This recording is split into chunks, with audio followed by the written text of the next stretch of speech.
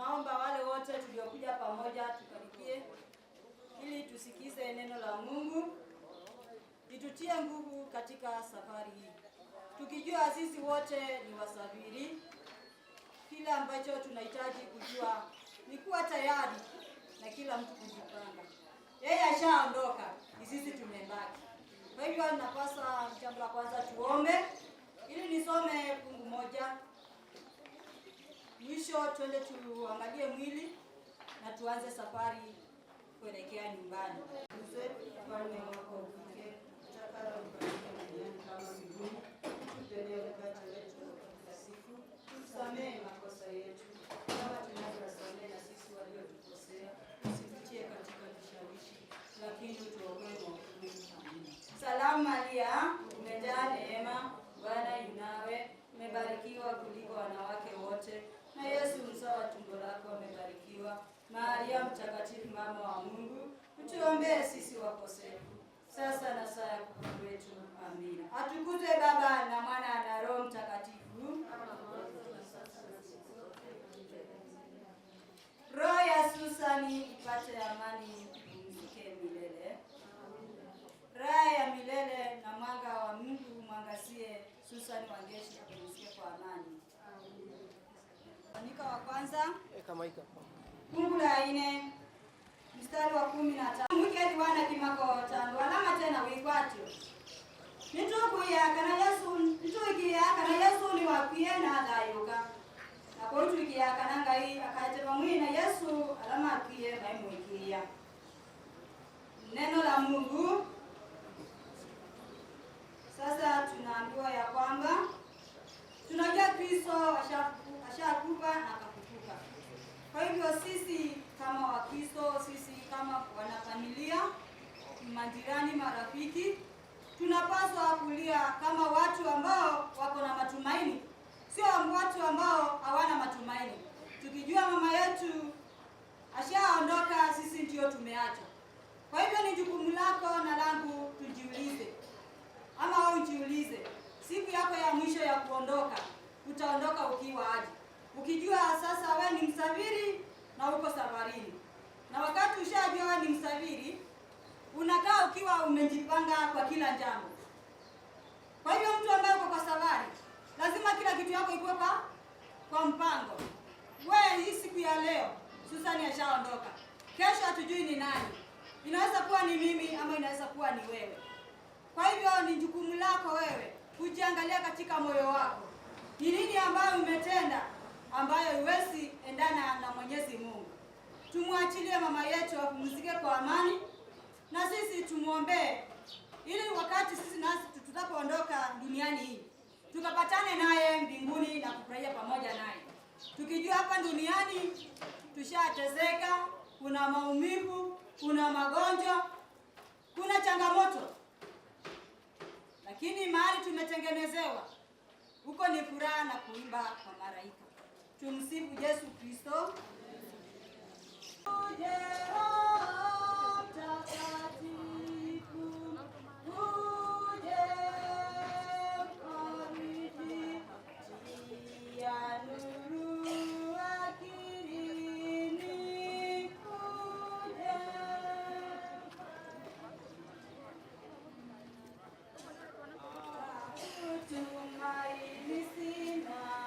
Bila damu yake Bwana sina wema wa kutosha, dhambi zangu kuziosha, cha kutumaini sina.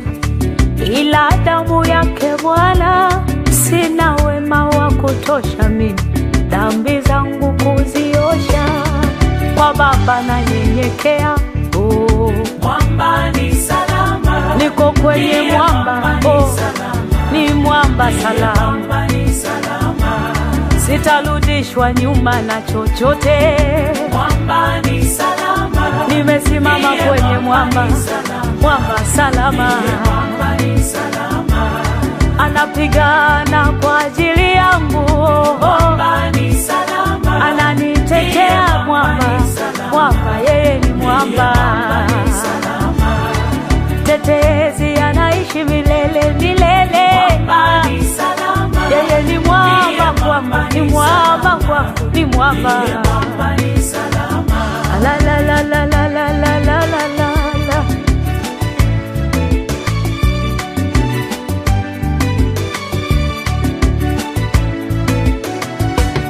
Njia yangu iwe ndefu, yeye hunipa wokovu.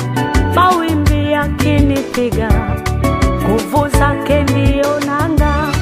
Njia yangu iwe ndefu, yeye hunipa wokovu. Mawimbi yakinipiga, nguvu zake ndiyo nanga. Kwa Baba yangu nasimama, Mwamba ni salama. nimesimama salama jamani, sina mashaka. Mwamba ni salama. Mwenzenu nikilia ninanyamazishwa. Mwamba ni salama. Jamani niko kwenye mwamba, mwenzenu si hofu. Mwamba ni salama. Anateta na adui zangu wote. Mwamba ni salama. Huyu ni mwamba, ni mwamba jamani, ni mwamba. Mwamba ni salama. Anaandaa meza mbele ya watesi wangu. Mwamba ni salama. Ananifanyia njia, mwenzenu niko kwenye mwamba. Kristo ni mwamba imara. Nikiitwa hukumuni, rohoni nina amani. Nikivikwa haki yake, sina hofu mbele zake. Nikiitwa hukumuni, rohoni nina amani. Nikivikwa haki yake, sina hofu mbele zake. Kwa Baba nanyenyekea. Mwamba ni salama. Baba yangu ni mwamba, niko salama kabisa. Mwamba ni salama. Wenzenu sina mashaka, nimesimamishwa. Mwamba ni salama. Kwenye mwamba imani, mwamba, mwamba. Mwamba ni salama. Sijajaza mashaka, ndani yangu nina nguvu. Mwamba ni salama. Yuko na mimi Baba. Baba Mwamba ni salama. ananichunga popote niendapo, niwe salama. Mwamba ni salama. Ananiandalia meza mbele yangu. Mwamba ni salama. Amenificha kwenye mwamba, adui hata niona. Mwamba ni salama. Ni mwamba, ni mwamba, Baba ni mwamba. Asante mwamba imara.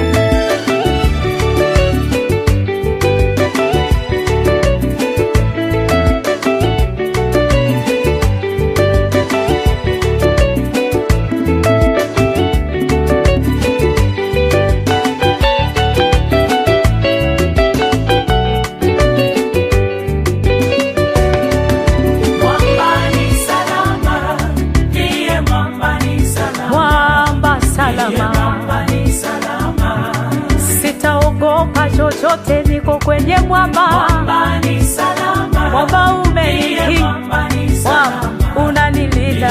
Mwamba ni salama.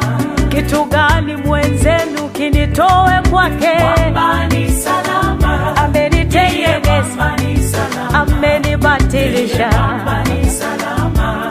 Ananikinga na kila hila za adui. Mwamba ni salama. Kwenye mwamba mimi niko salama jamani. Mwamba ni salama. Ameyanyosha mapito yangu, napita salama. Mwamba ni salama. Salama, salama, salama, ni mwamba salama. Mwamba ni salama. Amenilaza kwenye kifua chake cha upendo. Ni mwamba salama kwangu, salama.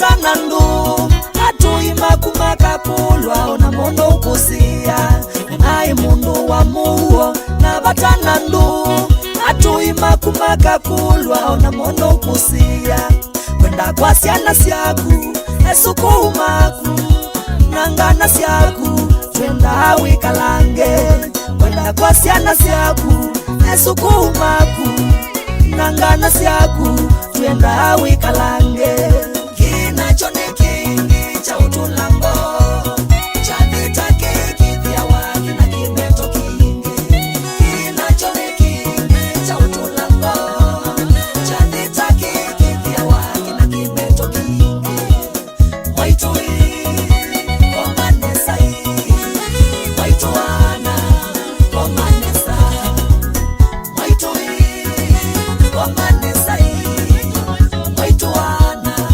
komanesa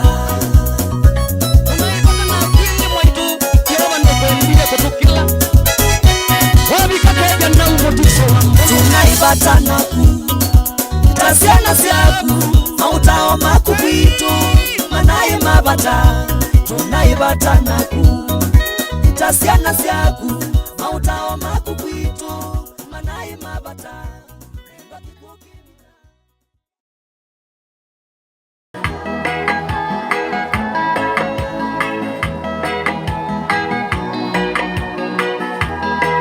Halo, sasa tunangojea mwili uletwe na wamama wa kanisa, na mwili tunaomba tu uletwe tu mahala hapa. Kwa hivyo wamama wajipange, ndiye mwili uweze kutolewa, ndiye tuweze kuanza ibada zetu ya siku ya leo.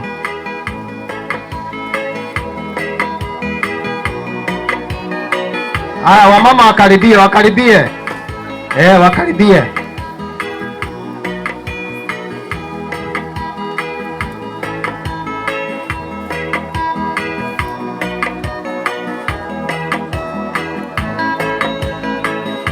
Haya, wewe ondokeni hapo, ondokeni hapo. Tusongee kidogo. Haya, tujipange, uangalie kichwa iko pande gani. Kichwa iko pande hii.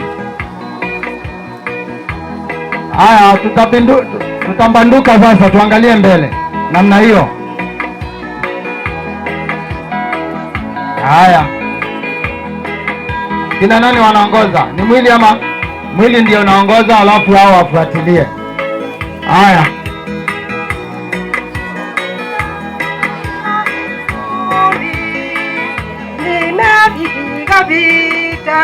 nimevipiga vita vilivyo vizuri, na hiyo mwendo nimeumaliza, kwenda imani nimelinda, mwendo nimeumaliza, imani nimelinda, mwendo nimeumaliza, imani nimelinda, mwendo nimeumaliza, imani nimelinda.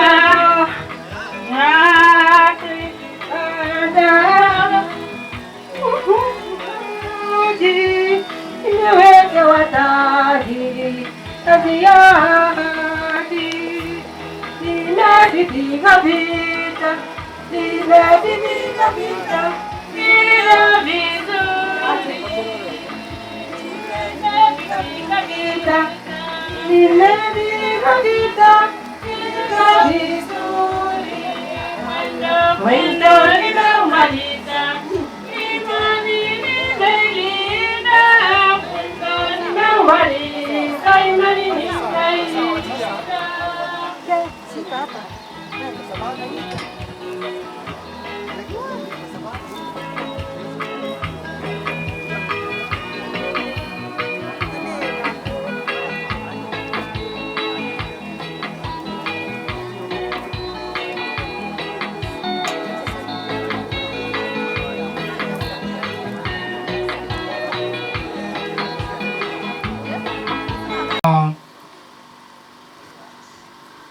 tuweze kuingia kwa speeches.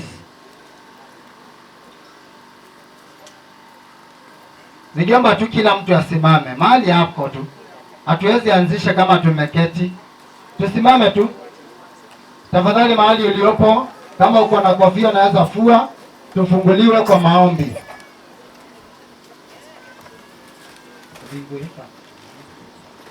Mungu ni mwema kila wakati.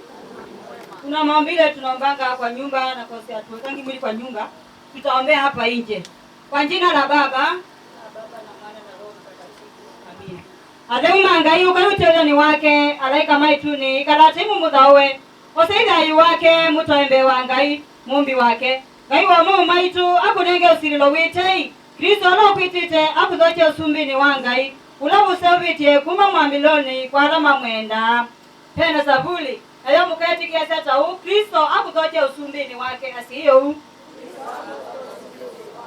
nisumuri nese ukangani na pika ile mwiyai amemwiwa wase wakwa na kwa tei waku bidukise madhinani makwa akiti Kristo Edwa mwi ukatula modhuku maitu nuloka bonoka indi wa mwiyai tuvete madhabu maitu na nundu wa uti na mubea kiti Kristo nitwetela mwiyai ngoya kwani yetela ningwi kwa teteto siake nimwetela mwiyai ono muskali wotuku wetela kuche andumanga imwe kwa timu ya inundu kwake kuusea wiwendo na wapo sia mwingi na kia kwa wapo sia andumake kuma madhabu ni mo kiti Kristo. Tuombe. Ame mwe hidu kisembo ya situ na umwe ate mutuku miwaku susani wangeshi ulo mwiti tekwaku umose nguduni ya deumaku nikana ediwe emu uone na kutana cheni chaku chene na chene wonde otwike wenga hii asa watei na okia kisio wonde nutuendene na wendo utadhimika nundu wa mwabusia waitu Yesu Kristo ikuti mumino kila witu inini mwamuadha yutadela tuelekele na tei idhi andumaku alameva iwa cheva na kimakongoni situ nundu wa kukiwa nula waitu susani wangeshi uka ututevye mumo waku ukuwe muyo muito na wiwa utunenge mugo na cheni chaku nikanatuonokia kisiondhini waku nutukwitikila kana mwana waku kwa kikuna kudhayuka kwake niwaminie kikukitu na watu tungia dhayi kwa unitu kuthuku maana kithito bandi nikanachali chavika pitana niwaingi vamwina na ya maitu usumbini pitana vamwina na ya maitu usumbini waku palamu yuka vangula mezo imaitu onde otikeu vamwini tukuikia susani wangeshi ula waitu nilana ibandi nuna mwendete tondo no mumise madinani mandinu munenge mugo watene na tene nitukuboya kwati waku umutongwe seda yunu tatela balakatana na mwana waku beba mudheu tene na tene wonde Baba yetu uliye mbinguni jina lako takalo lifanyike duniani kama mbinguni utupe leo mkate wetu wa kila siku utusamee makosa yetu kama tunavyowasamehe na sisi waliokosea usifikie lakini tuokoe. Salamu Maria umejaa neema Bwana yu nawe na Yesu mzao wako Maria mtakatifu tuombee sisi wakosefu. Atukuzwe Baba na Mwana na Roho Mtakatifu. Raha ya milele umpe Bwana Susani Wangeshi na mwanga wa milele umwangazie milele na milele. Raha ya milele umpe Bwana Susani Wangeshi na mwanga wa milele umwangazie milele na milele. Kwa jina la Baba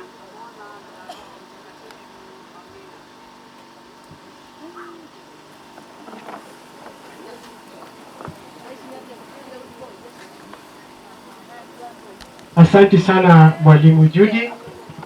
Sasa tunaingia kwa speeches na kabla tufike hapo ningeita mmoja wetu atukaribishe kwenye kikao hiki. Mr. Boni, tafadhali. Okay, Bwana Yesu asifiwe. Haleluya. Unajua Yesu anasifiwa kila mahali.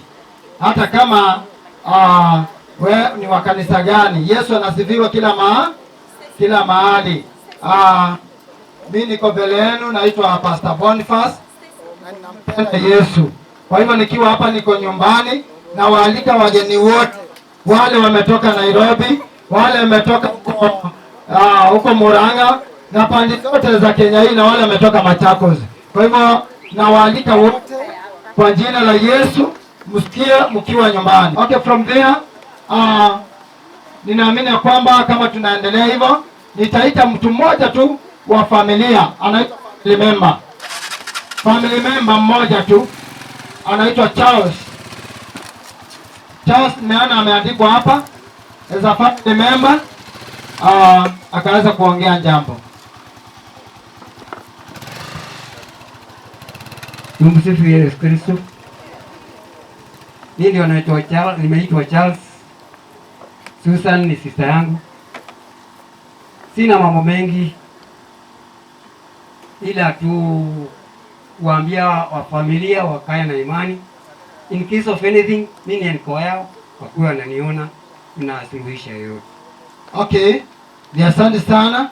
Ameongea very belief juu ya masaa. Tumeambiwa na catechist ama mwalimu tukimbize kwa maana father ako karibu. Sasa tunataka kukimbia kwa maana tuko nyuma ya masaa.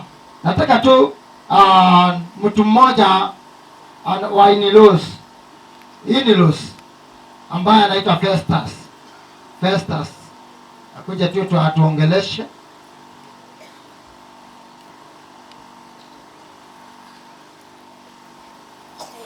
Tunaenda haraka.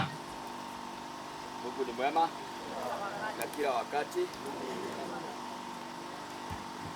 Mimi naitwa Festus Kamau na mimi kitaka marehemu ni kama dada yangu mkubwa. Tumetoka pamoja, tunapakana shamba kwa moja. Kwa hivyo marehemu ni mtu tunajuana kwa muda mrefu tukiwa wadogo. Tulikuwa tunakaa pamoja kwa njia mzuri. Hata shule ya msingi tulisoma na yeye pamoja. Kwa hivyo tunajua tumepotezewa na mtu ya maana sana kutoka huko kwetu pande ya Murang'a. Na niseme ya kwamba mimi mmoja wa ndi chairman wa clan ya kule mahali ametoka, na tunashirikiana pamoja, tunashirikiana pamoja pia na familia yake wale wako kule Beleni. Kwa hivyo tuna huzuni kubwa kumpoteza Susan Wagesi ambao alikuwa ni mmoja wetu, lakini kwa vile ni mapenzi ya Mungu aliona mchukue, tunakubali kwa sababu Mungu wetu haulizi swali. Sisi wote ni akitaka kuchukua tu mmoja wetu anamchukua, na tunasema tunashukuru kwa hiyo muda tumekaa na Susan. Mungu ametujalia tukakaa pamoja, tumeshukuru na tunasema aende salama huko kwa Mungu. Thank you. Tana Ben inaweza kuwa vizuri. Ben inaweza kuwa mzuri sana. Tuende haraka. Hawa wazee naona wamekuja wote, tawapatia nafasi kila mtu aongee. Karibu. Mungu ni mwema. Kwanza naomba wanacheni Chaoki wasonge mbele tafadhali.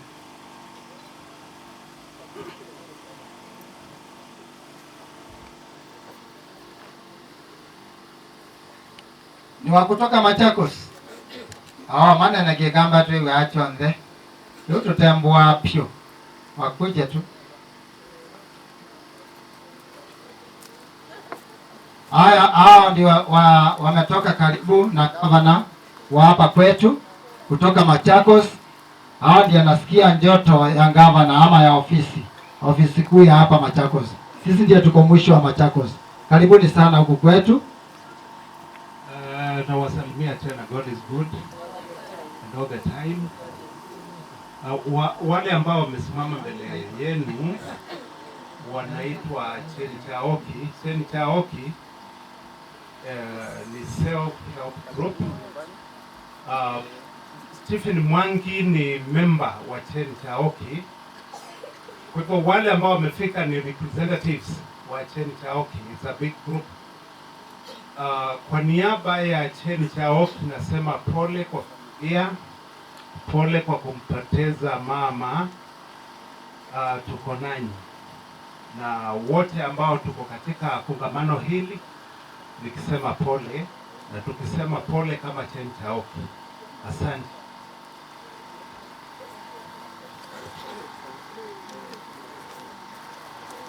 Okay. Okay. Sawa.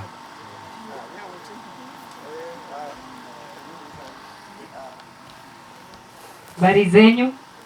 Bwana asifiwe. Amen. Mimi niko salama, nimetoka Nairobi. Tunafanya kazi na brother Peter, na poleni sana kwa familia. Niko hapa kurudisha shukran kwa wenye wametoka Nairobi wote. Kila mtu yeyote mwenye alikuwa amejitolea kitu yake yote, tunasema ni asanti kwa kila jambo limetendeka katika hii boma. Barikiweni. Amen. Mpigeni makofi. Ameongea very belief. Sasa naona tumekuja kwa sub area. Kama kuna mtu wa administration anaweza kutuongelesha. Sub area. Karibu sana. Pitia tu hapa hivi.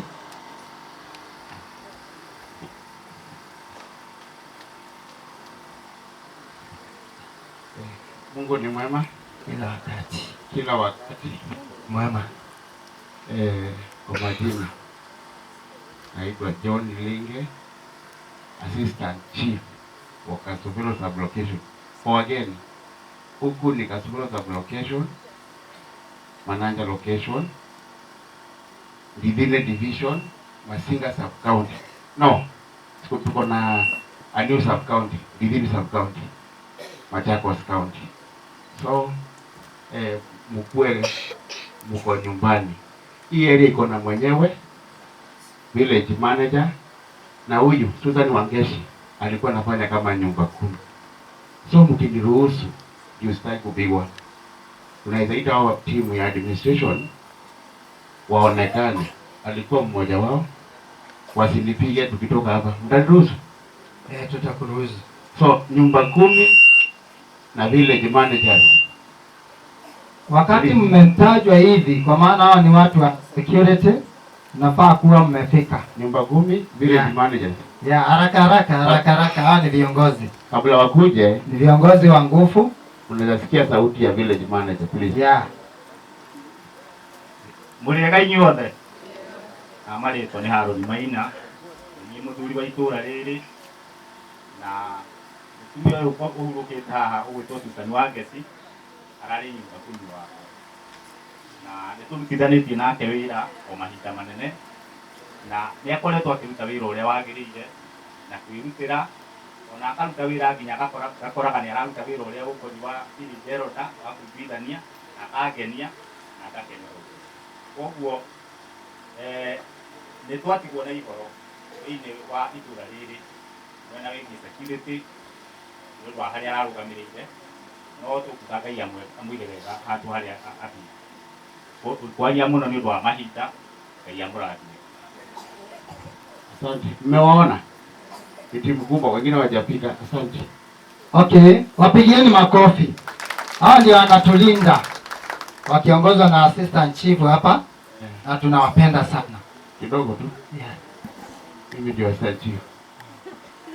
Huyu mama, mimi niliingia kazi 2022 June. Nilimpata akiwa nyumba 10 wa hii area. Na mama alikuwa amejitolea sana. Juu alikuwa anafanya hata makesi. Hii area yake hata alikuwa na extend mpaka the rest of the areas.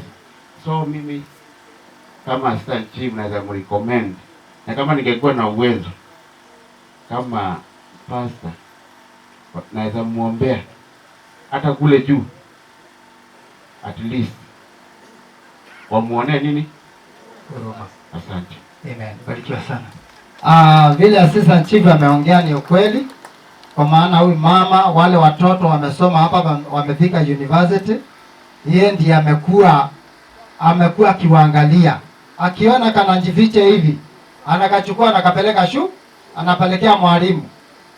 Bwana Yesu asifiwe. Kwa hivyo nataka kusema namna gani ni shujaa, kwa maana ile kazi amefanya kijiji hiki hata siwezi elezea. Nakumbuka vijana wengine walikuwa wanapigania pale. Kabla nitoke kwangu nifike pale, huyo mama nilimkuta amefika pale. Na hawa jamaa walipigana mpaka wakaingia kwa nyumba ya mtu. Kwa hivyo nataka kusema mwenye tunapumzisha ni shujaa. Kwa hivyo amefanya kazi mingi. Hata kwa mkutano wa DC, ile swali mtu mwingine angeuliza, huyu mama ndiye alikuwa anatuulizia. Kwa hivyo nataka kufika pale. Ibada ya misa sasa imekaribia, Padre ako tayari, na ningeuliza kila mmoja wetu ambaye amevalia kofia tupatie altari heshima zake.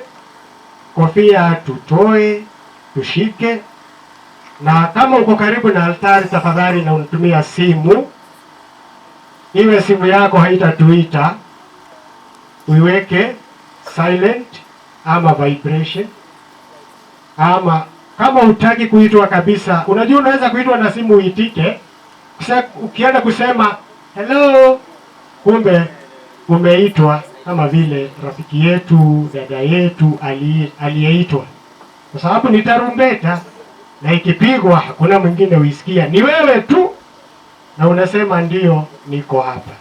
So kindly wale tunatumia simu, tuwe simu zetu tumezipanga ili tupatie altari heshima zake.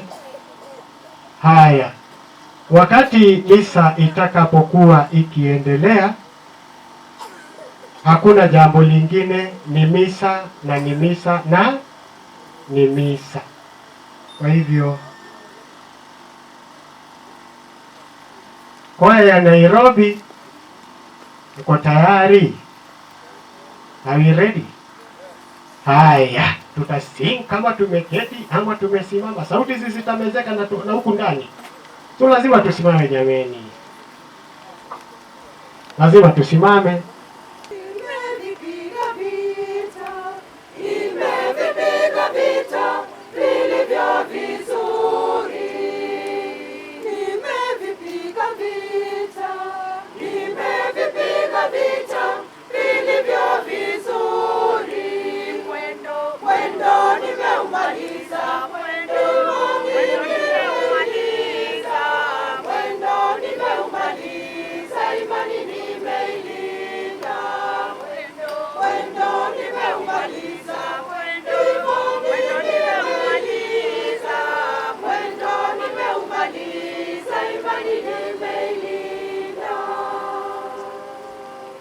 Baada ya hayo nimewekewa taji, taji ya haki. Nimevipiga vita vilivyo vizuri. Nimevipiga vita vilivyo vizuri. Mwendo nimeumaliza, imani nimeumaliza. Mwendo nimeumaliza, imani nimeilinda. Mwendo nimeumaliza, mwendo nimeumaliza, imani nimeilinda.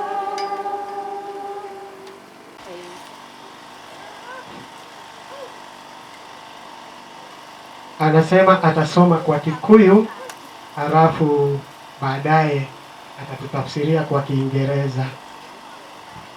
Bwana Yesu asifiwe. Ingiteto anti-faith niwa duda fiyo kulisusan. Dimisekedi from last. Aniguthoma rugano rwake na Gikuyu. Rugano rwa Mutigaire Susan wa Geci Mũrĩithi gũciarwo. Mutigaire Susan wa Geci Mũrĩithi aciarirwo mweri wa 11 1953 itũra-inĩ rĩa Kĩũgathera sublocation, Karurumo location, Maragwa sublocation, Murang'a county. Aciari yake nĩ Mutigaire Stephen Mwĩrĩgĩ Gacehe na Kezia Mũthoni Mwĩrĩgĩ. Maciaranĩirwo na Mutigaire Veronica Njeri, Mutigaire Peter Maina, Mutigaire Reuben Gakuru,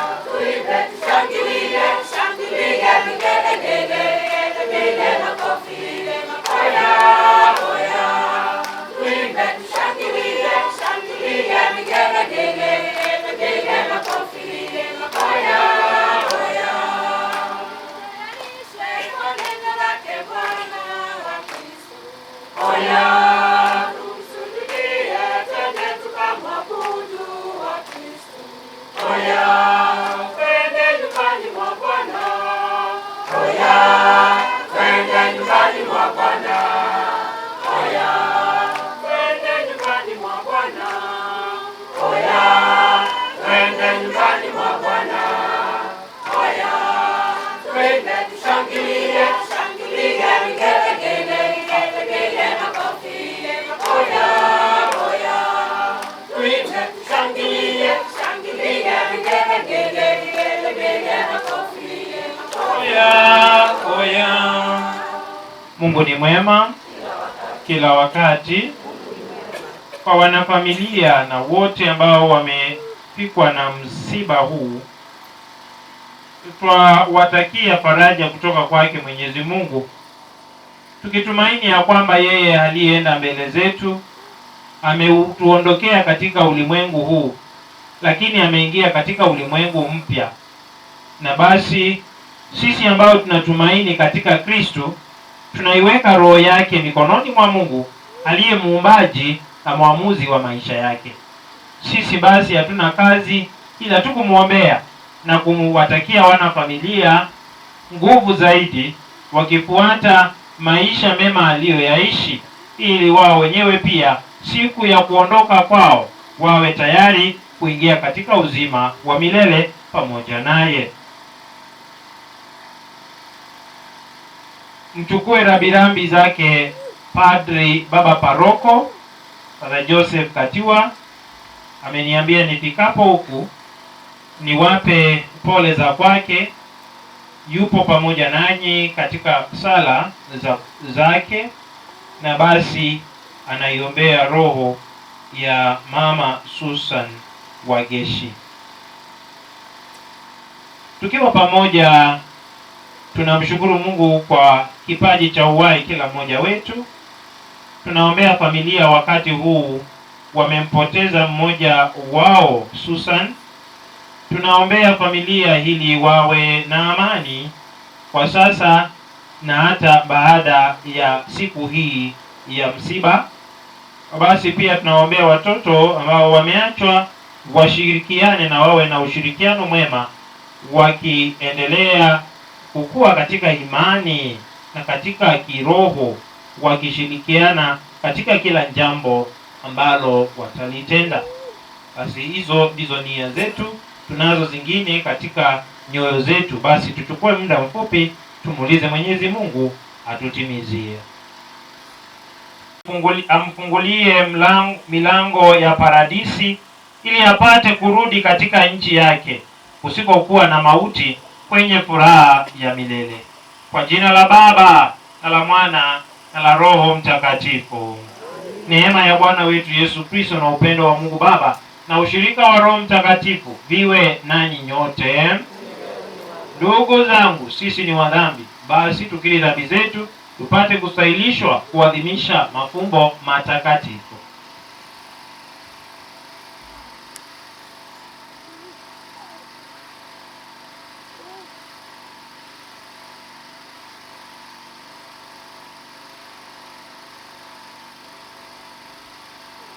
Wewe uliyetumwa kuwaponya wanaotu moyoni, Bwana utuhurumie. Wewe uliyekuja kuwaita wakosefu, Kristo utuhurumie. Wewe uliyeketi kuume kwa Mungu Baba ukituombea, Bwana utuhurumie. Mungu Mwenyezi atuhurumie, atusamehe dhambi zetu, atufikishe kwenye uzima wa milele. Tuombe. E Mungu, wewe ni rehema ya wakosefu na furaha ya watakatifu wako. Na kuomba huyu mtumishi wako Susan Wangeshi tunayemzika leo kutekeleza wajibu wetu wa kibinadamu, umjalie shiriki heri ya milele pamoja na wateule wako, ili siku ya ufufuko afunguliwe pingu za mauti, apate kufika mbele yako. Kwa njia ya Bwana wetu Yesu Kristo mwanao, anayeishi na kutawala nawe katika umoja wa Roho Mtakatifu, Mungu daima na milele. Wakulete neno la Mungu. Tutangaze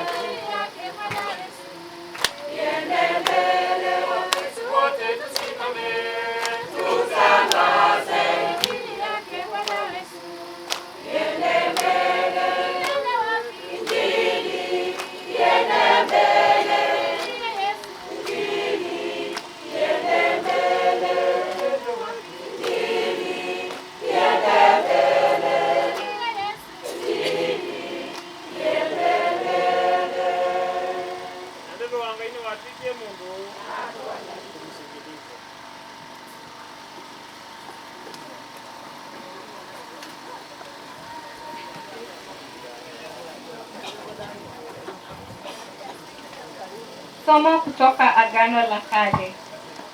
Mimi najua ya kwamba Mwokozi wangu anaishi. Somo katika kitabu cha Ayubu. Ayubu alijibu, ningetaka maneno yangu yaandikwe. Ningetaka yachorwe katika gombo, yachongwe milele katika mwamba, kwa patasi ya chuma na kwa risasi. Mimi najua kwamba Mwokozi wangu anaishi, na kwamba atasimama juu ya mavumbi, yeye wa mwisho. Nami nikivikwa ngozi yangu nitasimama wima, na katika mwili wangu nitamwona Mungu. Nami nitamwona mimi mwenyewe, wala si mwingine. Neno la Bwana.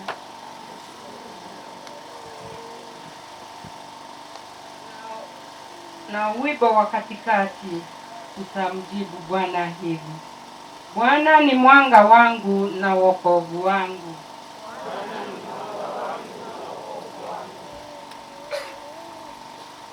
Bwana ni mwanga wangu na wokovu wangu. Bwana ni mwanga wangu na wokovu wangu.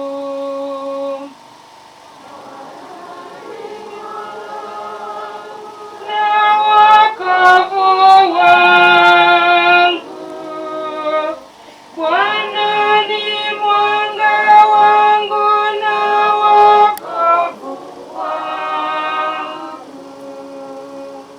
Bwana ni mwanga wangu na wokovu wangu. Nimwogope nani? Bwana ni kinga ya uzima wangu. Nimhofu nani? Bwana ni mwanga wangu na wokovu wangu. Bwana ni mwanga wangu na wokovu wangu. Namwomba Bwana jambo moja, nalo nalitamani sana, nikae nyumbani mwa Bwana siku zote za maisha yangu, nipate kutazama uzuri wa Bwana na kutafakari hekaluni mwake. Bwana ni mwanga wangu na wokovu wangu. Bwana ni mwanga wangu na wokovu wangu.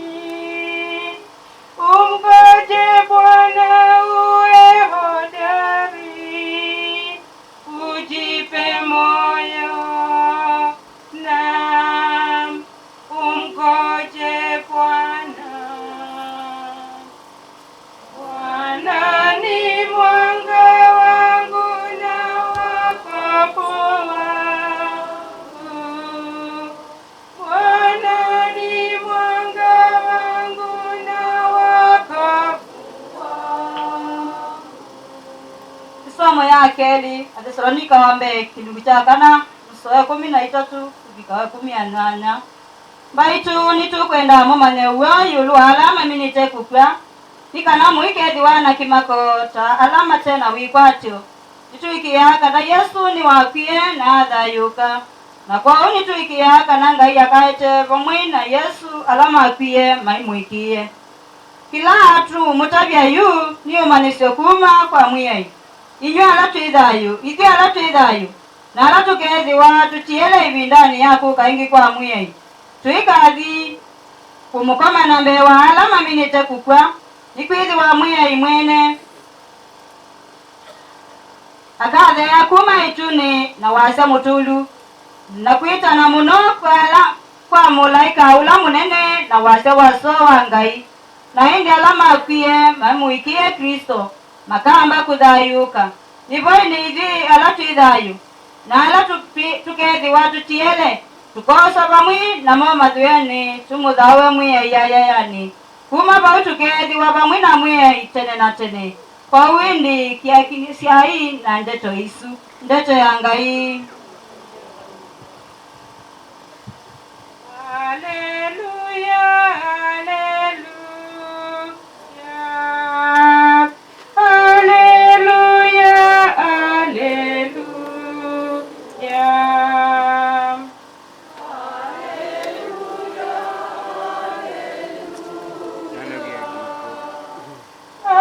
Haleluya,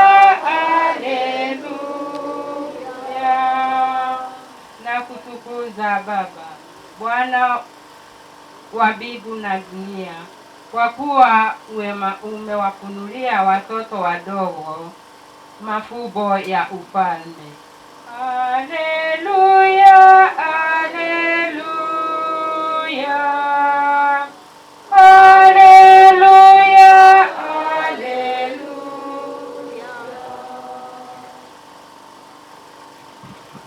Bwana awe nanyi. Somo la Injili takatifu ilivyoandikwa na Mathayo. Wakati ule Yesu alisema, nakushukuru Baba, Bwana wa mbingu na dunia, kwa kuwa haya umeyaficha wenye hekima na busara, ukawafunulia watoto wadogo. Ndivyo Baba ilivyokupendeza. Nimekabidhiwa yote na Baba yangu. Hakuna amjuaye mwana ila Baba, wala hakuna amjuaye Baba ila mwana, na yeyote ambaye mwana apenda kumfunulia. Njooni kwangu ninyi nyote msumbukao na kulemewa na mzigo, nami nitawapumzisha. Mjitwike nira yangu na kujifunza kwangu, kwa maana mimi ni mpole na mnyenyekevu wa moyo, nanyi mtazipatia nafsi zenu raha, kwani nira yangu ni laini na mzigo wangu ni mwepesi. Injili ya Bwana.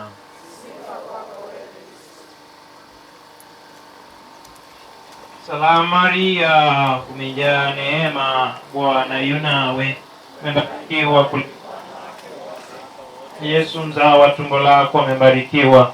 Maria mtakatifu, mama wa Mungu, tuombee sisi wakosefu, sasa na saa ya kufa kwetu. Amen. Mungu ni mwema kila wakati. Basi tumefika hapa ili tuweze kusema kwa heri kwa dada yetu, kwa mama yetu, kwa rafiki yetu Susan, tukikumbushwa ya kwamba hata sisi wenyewe tunakuja kumsindikiza kwa sababu sisi ni candidates. We are also candidates. One day we will expect people to come and also say goodbye. And because it is something that we cannot evade, ni jambo ambalo hatuwezi kuepukana nalo, basi lazima tuikubali, na basi tuishi maisha haya tukijua ya kwamba sisi wenyewe tuwasafiri. Kunao wimbo uliimbwa na kwaya moja ikasema, duniani twapita sisi tuwasafiri, duniani twapita twaelekea kwa Mungu, sisi tutakula pamoja, tutaishi pamoja, tutacheka pamoja, tutaimba pamoja nyimbo za ushindi.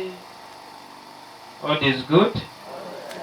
So tell your friend that tuwasafiri. Labda amesahau, mkumbushe wewe ni msafiri. Hilo ni jambo ambalo tunapaswa kuishi tukijua. Na basi masomo yetu yanatuambia hope does not disappoint. Hope does not disappoint. Matumaini hayakatizi tamaa. Wekwatyo tusonokasia. That hope does not disappoint. Kulikuwa na mzee mmoja alikuwa mgonjwa na akaenda hospitali. Akatibiwa, na basi wakati wake wa kuondoka hospitali kwenda nyumbani ukafika. Na wakati huo ambao alikuwa anaondoka kutoka nyumbani, kutoka hospitali kwenda nyumbani, akamwambia daktari, mimi naogopa kufa. I fear death. Akamuuliza, kwa nini unaogopa kifo? Na badala ya kujibu swali, akamuuliza daktari swali lingine. Akamuuliza, ni nini kiko huko mbele ya kifo? Nini kiko mbele ya kifo? What is ahead of death? Daktari akamwambia, mbele ya kifo najua kuna mbinguni na kuna jehanamu. Mgonjwa yule akamuuliza daktari, na wewe utaenda wapi? Daktari akaulizwa na mgonjwa, sasa wewe umeniambia kuna mbinguni na kuna jehanamu, wewe utaenda wapi? Daktari akamwambia, mimi nitaenda mbinguni. Haya basi, niambie mbinguni kuna nini? Uko unaenda mbinguni kuna nini? Akamwambia, mimi sijui mbinguni kuna nini. Na wakati huo kuna mbwa wa daktari huyu alikuwa anakuja kumsalimia ifikapo saa 7. Basi yule mbwa akawa amebisha mlango wa daktari kuingia mle kwa daktari, chumbani mwa daktari. Basi daktari akasikia mlango umebishwa, akafungua mlango na yule mbwa wake akaingia. Basi akamwambia mgonjwa wake, mimi sasa huyu mbwa ameingia kwa sababu alikuwa anatumainia kwamba hakuwa anajua nini kiko huku mbele, lakini kile alikuwa anajua ni kwamba mwenyeji au mwenye mbwa yupo mbele. Bwana wake mbwa ako wapi? That he knew that his master was in this room. He never knew what is there except that he knew that his master was there. Akamwambia, hivyo ndivyo mimi najua. Sijui kilicho mbinguni, but what I know is that my master is there. Nini senesa kana mweya iwakwa eva. Najua vema ya kwamba Bwana wangu yupo hapo. Na hayo ndio matumaini tulio nayo ambayo yakatizi tamaa.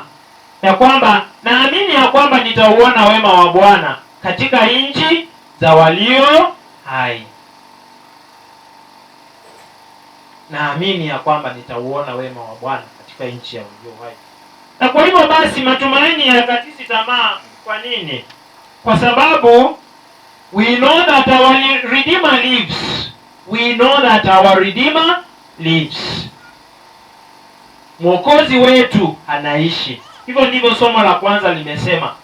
Ayubu akiwa amepitia mambo mengi, shida nyingi, he faced many tribulations and sufferings, and having experienced the talks of his friends, reaches a point and bows to God, who even seems far in his suffering. anafikia mahali anaona ya kwamba Mungu ni kama alimwacha. Ameuliza maswali mengi, lakini baada ya hayo maswali na maswali ambayo aliulizwa na marafiki zake, Ayubu alifika mahali akasema, naamini ya kwamba Mwokozi wangu anaishi. Naamini ya kwamba Mwokozi wangu anaishi. I believe that my Redeemer lives. Kwa Kristo, swali ambalo tunapaswa kujiuliza watu wa Mungu, taifa teule, ni kwamba do we really believe that our Redeemer lives? Tunaishi maisha ya uongo sana. Mnataka kumwona Mungu? Swali nawauliza, mnataka kumwona Mungu? Mnataka kufa? Mnataka kumwona Mungu? Mnataka kufa? Kaide mwega ende shiombe. Mnaogopa ni kifo, lakini lazima mtafanya ni kama Kristo hatakuja kesho kuchukua kanisa lake, kile unaogopa ndicho utakachokula. Jiandae, prepare yourself. Majeneza yamo mengi kama vile tulivyokaa hapa na kama vile tulivyosimama. Upende, usipende. Na kama una matumaini ya kumwona Mungu, lazima basi ujiandae kukutana na yeye. Ujiandae kukutana na nani? Na yeye. Lakini ujiulize, kweli najua Mwokozi wangu anaishi? Kweli nimefanya kazi? Nimeifanya kazi ambayo itanisahilisha kumwona Mwokozi wangu? Nimeifanya kazi. Mtakatifu Paulo kumwandikia waraka wake wa pili kwa Timotheo sura ya 4 ameanza kusimulia na kusema, basi mimi nipo tayari sasa kumwangwa chini kama dhabihu, wakati wangu umefika. Na anasema, mwendo nimeumaliza, imani nimeilinda. Mwendo nimeumaliza, imani nimeilinda. Baada ya hayo nimewekewa taji, nimewekewa taji, taji ya ahadi. Nimevipinga vita vilivyo vizuri, nimevipinga vita.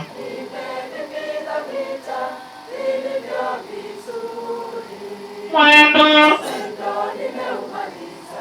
imani nimeilinda, mwendo nimeumaliza, imani nimeilinda. Kweli umemaliza, umevipinga vita kweli? Swali ambalo unapaswa kujiuliza, ili umuone Mwokozi wako, lazima uwe umevipiga vita. Umepiga vita gani? Umepigana vita gani?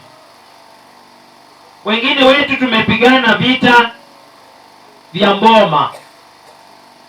Umepiga mama, meno hana, alikuja kwako akiwa na meno, na meno hana, na tutaimba huu wimbo tu. Mimi nashangaanga tutaimba huu wimbo tu wakati wa mazishi. Mwendo, mwendo ameumaliza, imani vizuri tunapaswa kuimba, amepigana meno, meno ameyamaliza, ameacha bibi bila meno, apumzike kwa amani.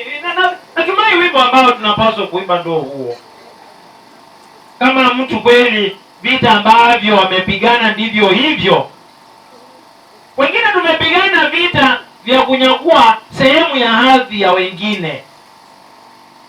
Megonda yene tumechukua, tumeifanya kuwa hivyo ndivyo vita. Na umeishi tu kupigania visehemu ambavyo unajua sio vyako, na umeenda umeshtaki watu kortini ili wewe, kwa sababu una fedha, una mali. Piga hii vita ambavyo tunapigana navyo ni vita vya kunyakua sehemu ya ardhi ya watu. Ati siku ya mwisho tutapaswa kukuimbia vizuri.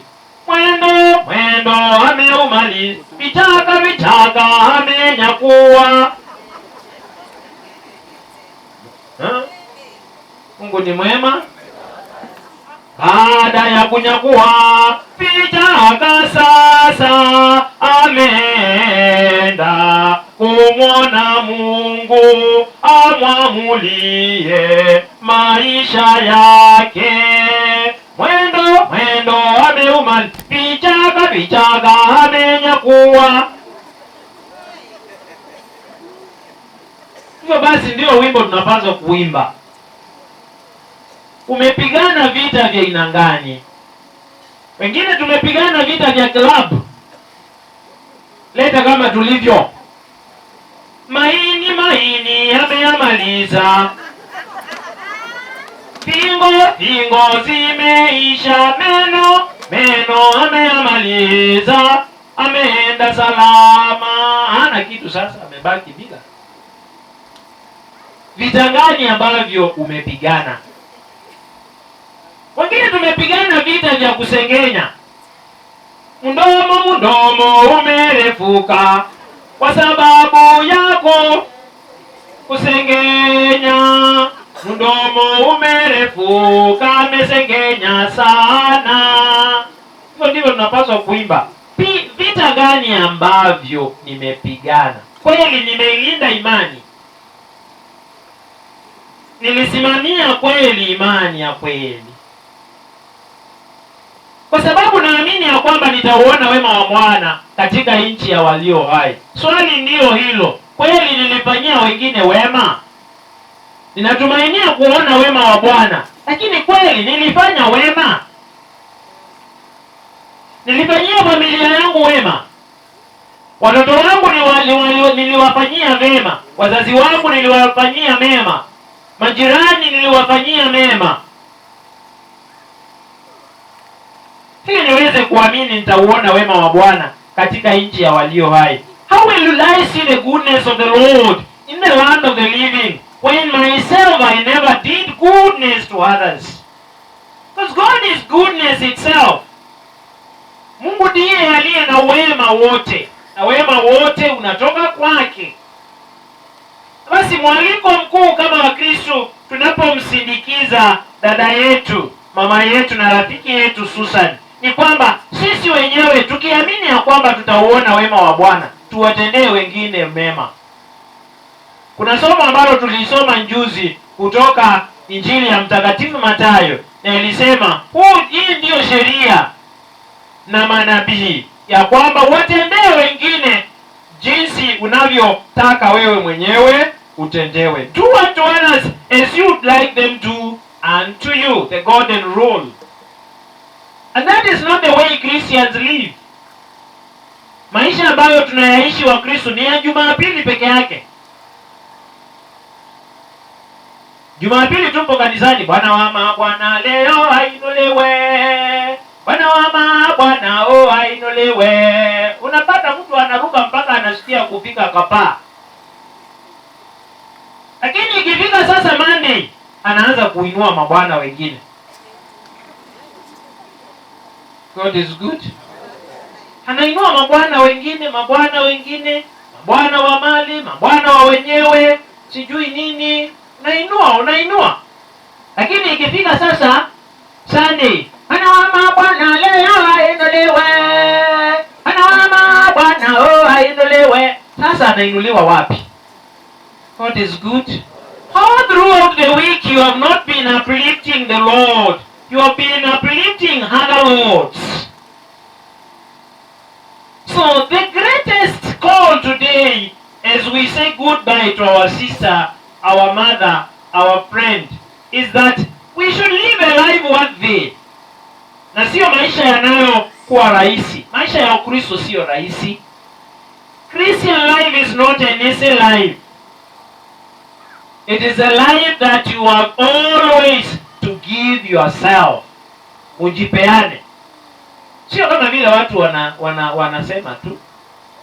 Tunasema kwa mdomo, ya kwamba nimeokoka, nampenda Yesu, Yesu ni mwokozi wa maisha yangu. Au ukitoka hapo, huo mdomo tu ndio utatusi, huo mdomo ndio utadanganya, huo mdomo ndio utakao sengenya, huo mdomo ndio utakao nyima. Kweli hayo ndio maisha. Kusema ni rahisi. Kusema nimeokoka nampenda Yesu ni rahisi sana. Kusema mimi ni Mkatoliki huwa naenda kupokea Ekaristia ni rahisi sana. Utakuja hapa ni kupokea ni rahisi, kwani inahitaji nini? Si ni miguu tu. Unakuja. Unapokea. Unaenda unakaa. Kuna kitu ngumu hapa. Ili kuishi kile ambacho umepokea. Sio ngumu sana. Kuishi kile ambacho unasema nimeokoka nampenda Yesu. Hiyo ndio mtihani wa maisha. Lakini basi matumaini yetu yakati tamaa, kwa sababu basi lazima tunjisatiti, tunjitume, tunjipeane katika ile kazi ambayo tumeitiwa. Ndiposa basi tunakumbushwa ya kwamba kama tunataka kuona wema wa Bwana katika nchi ya walio hai, lazima tuwe wanyenyekevu na wasio na uoga, kwa maana wale ambao wamekufa watakuwa wa kwanza kufufuka, na sisi ambao kama Kristo atakuja atupate tukiwa hai, tutanyakuliwa pamoja nao, na basi tutaishi na Bwana wetu milele. Wakristo wa Thesalonika walikuwa na swali hili. Wengi wao walianza kufa kabla Bwana Yesu Kristo hajakuja, na basi wanaambiwa ya kwamba na Mtakatifu Paulo, msikate tamaa, watachukuliwa, watakuwa wa kwanza kufufuka, na wale ambao basi tutakuwa hai tutachukuliwa na Bwana wetu Yesu Kristo angani pamoja. Watu wengi siku hizi tunaishi maisha ya uoga. We live in a world of fear. Hatujui kile ambacho kitakuja kesho. We fear for our health, kwa sababu vitu ambavyo tunavikula sio vizuri. We fear for our relationships. Tunaogopa mahusiano yetu yasivunjike, kwa sababu kila mmoja anaishi maisha ya kudanganya. Mungu ni mwema. Tunaogopa kwa sababu unaweza kuwa unaishi na mzee fulani na huyo mzee anakudanganya. Ako na mtu twingine kutoka Rumaindo. Ena twige mono. Maruta garawera imwe. Maruta garawera.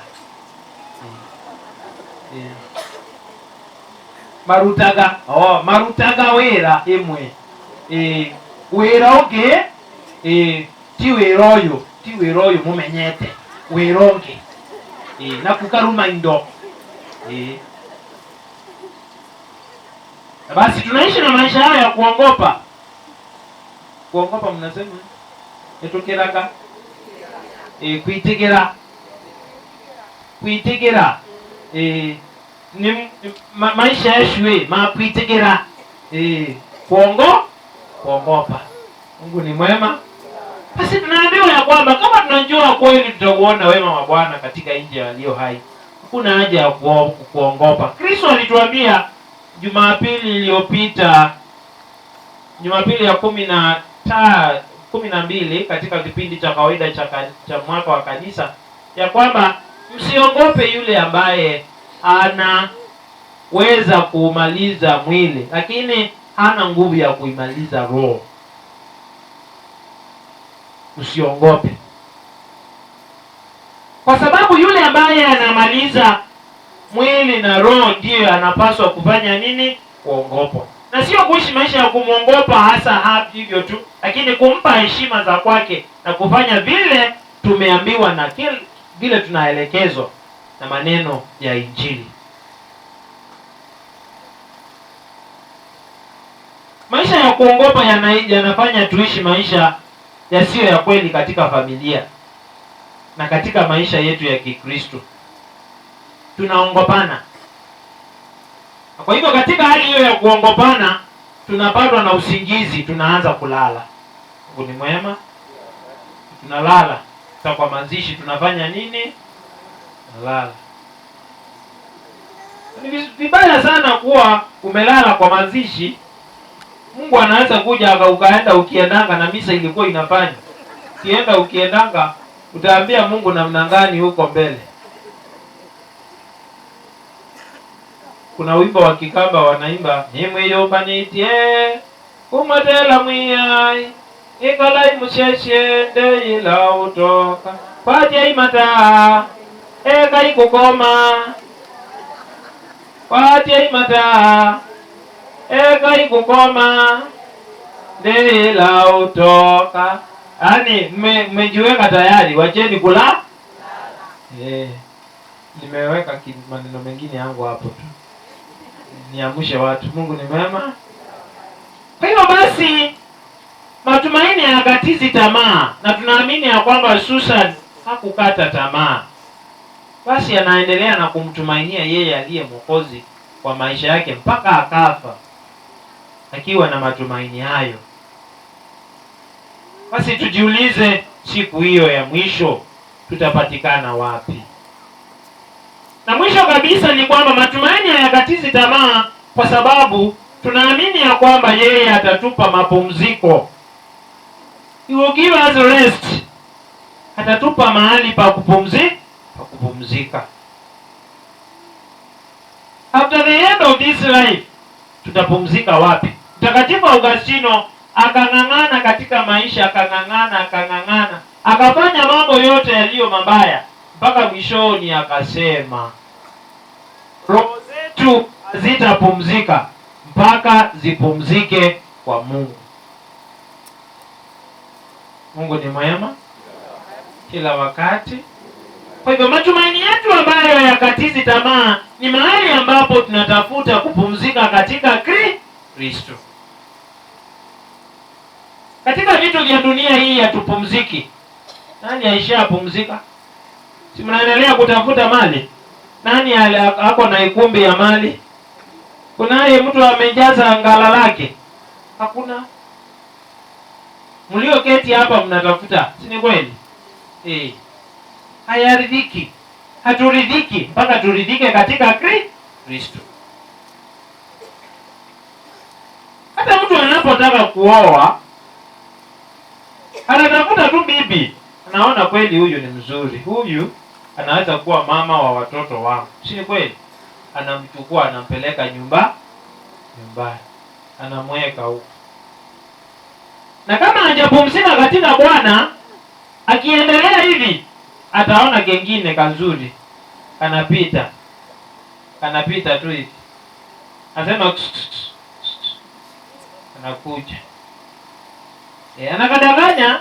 Juzi nikaona meme moja iko kwa WhatsApp, imesema mzee yako amekaa hivi kwa sofa na bibi yako anachungulia. Akaona mzee ameandika bibi yangu alikufa, ni marehemu. Bibi yangu alikufa. Na bibi yako hapo anapangia nyumba, lakini anadanganya bibi yangu ni marehemu. Na wanadanganyanga hivyo, msione kama ni uongo. Nyinyi mshakufa tayari kwa akili zao. Mshakufa kitambo. Ulikufa. Anatafuta kama mtu kengine kakumweka makucha huko kwa nywele, anafanya hivi. Sawa. Sababu vyema na vitu vya dunia hii havitaisha na hautatulia. Ukiendelea hivi utachukua hapo ukaweke mahali, utafute uone kengine hapo, hata akaridhishi. Uone kengine kanapita hivi, uchukue hapo na hapo uweke mahali pengine. Na baada ya miaka 5 utakuwa na wangapi?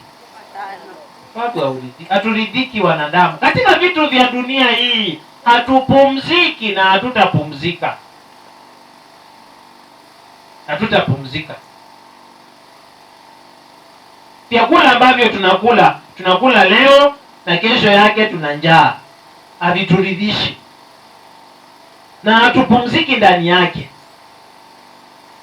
Unaona tu mtu akienda baa, anaenda anaitisha pombe iliyo nzuri, sijui inaitwa aje, nzuri, anakunywa anakunywa na anatoka hapo akiwa na hangovers, akiwa hana pesa, hajaridhika, haijamuondolea stress. Bado kesho asubuhi ataamka kwa zile stress, na hata zimeongezeka kwa sababu alikunywa mpaka akakunywa school fees, akakunywa pesa ya kitanda, akakunywa pesa ya kiti. Saa hiyo nyumba haina kitu, saa hiyo bibi anateta, watoto wamo nyumbani, hajaridhika. That is the futility of human life. Futility of human life. Kuna wimbo tukiwa Sunday school tulikuwa tunaimba. Njoo kwake Yesu uokolewe. Yesu ni daraja ya kuvuka mto ukitaka kuona ng'ambo ya pili. Njoo kwake Yesu, njoo uokole. Ulienda Karumaindo ukapatana na wayua, na huko wayua alikutikisa pesa, zikatoka zote zikaanguka chini. Umebaki yoae, njoo kwake Yesu, njoo kwake Yesu. Olewe, Yesu ni daraja ya kuvuka mto ukitaka kuona ng'ambo ya pili. Njoo kwake Yesu, njoo uokolewe. Ulienda huko kwa nyama choma ukajunua nyama sijui nini. Walikuwa wanaimba hivyo, walikuwa wazuri wa kuimbisha. Na huko kwa nyama walikukatia nusu, badala ya kilo haukula ukachimba. Ulikaa na njaa, njoo kwake Yesu, njoo akushimbishe. Kwake Yesu uokolewe. Ya kuvuka mto ukitaka kuona ng'ambo ya pili. Njoo kwake Yesu. Ulienda huko Mbao ukakunywa kireti 5 na bado kuridhika. Ulienda nyumbani na ndeni bila kulipa, na mfuko yako haina pesa. Sasa njoo kwake Yesu uokolewe. Yesu ni ya kuvuka mto kuona ng'ambo ya pili. Njoo kwake Yesu. Ulienda huko Bevembezi ukakula miraa pamoja na kangeta, ukambaki bila meno. Sasa utavuni chakula. Njoo kwake Yesu akupumzishe. Uokolewe, ni daraja ka mto ukitaka kuona. Njoo kwake Yesu. Kwa Kristo ndipo pana mapumziko. Ulienda huko kwa waganga, wakakudanganya, wakabeba mbuzi zako, pesa zako, bado hukuridhika, na ndiwe huko kwa mashida. Njoo tu kwa Yesu, njoo upumzike. Mungu ni mwema. Utatembea ukitafuta warembo mvulana, na kuambia hao warembo wema hawajazaliwa hata. The beautiful ones are yet to be born. Na nuko lera lako uwe. Utaishia huko. Na utakuja tu bila kitu. Walikukamua ukaisha. Pesa hauna, meno hauna. Mungu ni mwema. Nguvu hauna. Za nini utajua. Mungu ni mwema. Hakuja bila kitu. Umepanda kila mahali, umepanda mbegu kila mahali umepanda. Na haizai.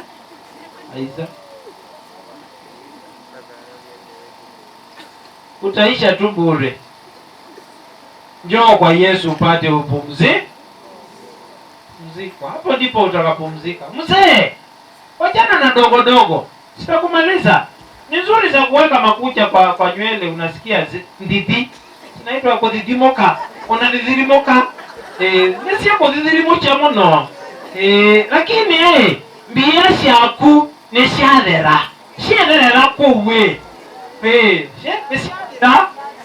nisiadira no kinuka mushi wenuke ute kindu hauna utare kindu hauna kitu hivyo. Sasa boma yako imeharibika. Mama mama pumzika tu kwa Yesu na ushike mzee mmoja na ukae tu hapo kwako, utaishia huku. Ukae lori mzee, ushaikutana lori mzee mama ambaye ameenda kila mahali, ametambaa kila mahali, baadaye anayachwa kama lori mzee. Hiyo nimetumia ni tafsiri, wewe utaenda kutafsiria huko mbele. Lori mzee, ukienda tu sokoni lori mzee, kwa sababu ilitumiwa na kila driver wote walipita pale. Driver hajui kuendesha, kangongesha mawe, kangongesha sijui nini. Mungu ni mwema, utaelewa na hayo maneno ukifika uzee wa kwangu. Mungu ni mwema, taisha. Kwa Kristo ndipo kuna pumziko. Kijana wachana na hizi pombe mnadanganywa hapa. Sitakumaliza. Unaona kijana tu ni wa 1990, ni kijana wa 2000 lakini ukimlinganisha na mzee mwingine, hata anakaa mzee. Siku moja nikapata kijana mwingine nikamuuliza, mzee habari yako? Anakaa mzee, lakini nikafuatilia kumbe sio uzee. Hizo vitu zimemkamua, amekaa tu hivi. Amekunjana uso. Hakuna kupumzika. Njoo kwa Yesu, atakupiga pasi, takulainisha vizuri, utaonekana tu tena kijana barubaru. Msichana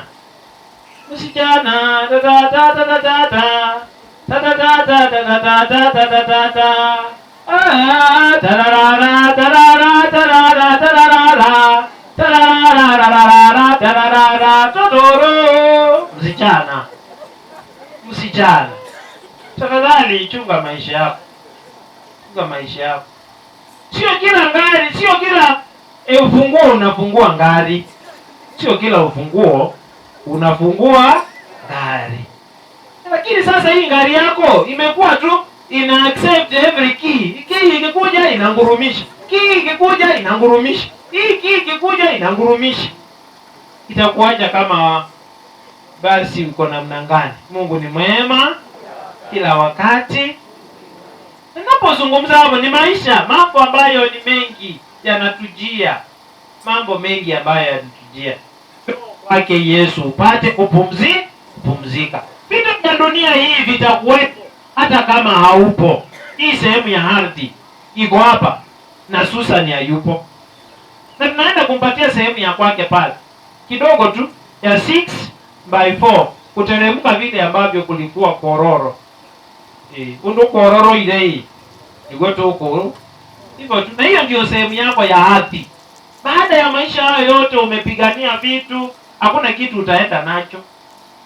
Bia utasiacha huko, nguo utaziacha huko, nywele yako nzuri utaiacha huko. Mungu ni mwema, kucha utaacha huko. Nini utaanza na? Mungu ni mwema. Cha maana ni roho ndio itakayoenda. Hiyo ndio itaenda. Hizo vitu vingine vyote, mangari utaacha huko, jina mheshimiwa utaacha huko, jina baba nitaacha huko. Hakuna kitu nitaenda naye. Mwili yangu mzuri kubwa nono nitaachia mienya ikiengenya asiti ni vite kashi, ni vite nimelipa kashi hapa, nazunguka na kata. Nothing will be left for us, only our soul. Roho yetu iko wapi? Na hiyo ndio tunaombea Susan Wageshi, ya kwamba roho yake ilazwe mahali pema peponi. Hatutaombea mwili hauna maana. Sasa kuna maana tu kwa sababu ulikuwa umebeba roho, na ndio tunaupeleka mahali ambapo tunaenda tu kuweka vizuri mahali ulikotoka. Cha mchanga kitarudi mchanga, cha mbinguni kitarudi wapi? Na kile cha mbinguni ndicho cha kudumu milele. Hiki cha hapa mchangani kitarudi na kitaishia hapa mchangani. Mungu ni mwema kila wakati. Basi tumuombee mama yetu, rafiki yetu na dada yetu Susan Wageshi. Mungu amlaze mahali pema peponi. Na basi pia tuwaombee wana familia, ili wakiona kifo cha huyu nao wenyewe wawe wamejiandaa. Na sisi wenyewe pia tunapoona huyu mwenda zake, tukumbuke ya kwamba sisi tu njiani na safari yetu ni hiyo hiyo, tutake usitake. Basi Mungu Mwenyezi aturehemishe na atupe nguvu ili tupumzike ndani yake, ili kweli tutumaini ya kwamba tutauona wema wake katika nchi ya walio hai, na ili kweli tuweze kusema naamini ya kwamba nitamuona Mwokozi wangu, kama vile Ayubu alisema ya kwamba nilitoka kwa Baba bila chochote na nitarudi bila chochote. Jina lake lihimidiwe. Hivyo ndivyo tunavyosema siku hii ya kumwambia Susan kwa heri. Tumsifu Yesu Kristo.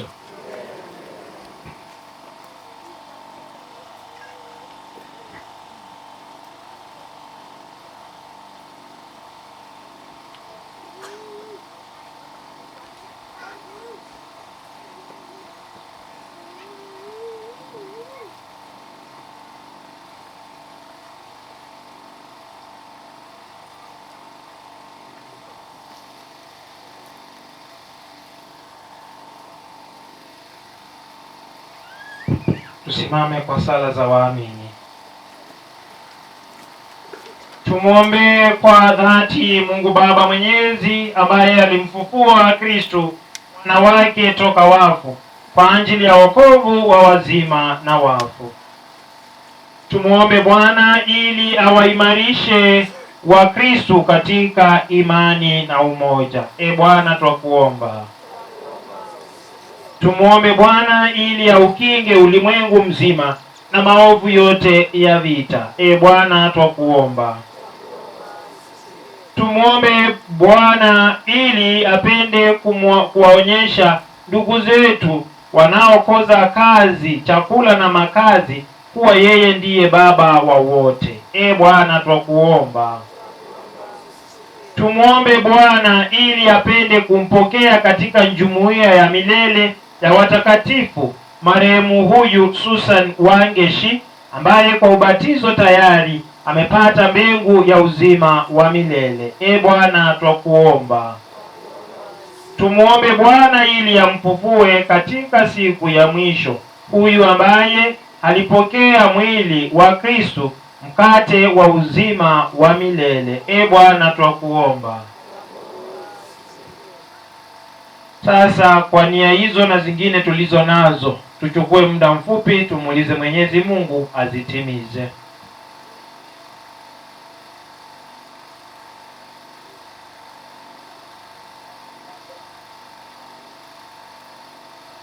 Tunamuuliza mama yetu Bikira Maria aliye mwombezi wetu, ili azidi kutuombea tunapomsalimu na kusema: Salamu Maria, umejaa neema, Bwana yu nawe, umebarikiwa kuliko wanawake wote, na Yesu mzao wa tumbo lako amebarikiwa. Maria mtakatifu, mama wa Mungu, tuombee sisi wakosefu, sasa na saa ya kufa kwetu. Amina. Bwana tunakuomba dua na maombi yetu yawasaidie watumishi wako marehemu, ili uwafutie dhambi zao zote na uwashirikishe ukombozi wako kwa njia ya Kristo Bwana wetu. Tuketi.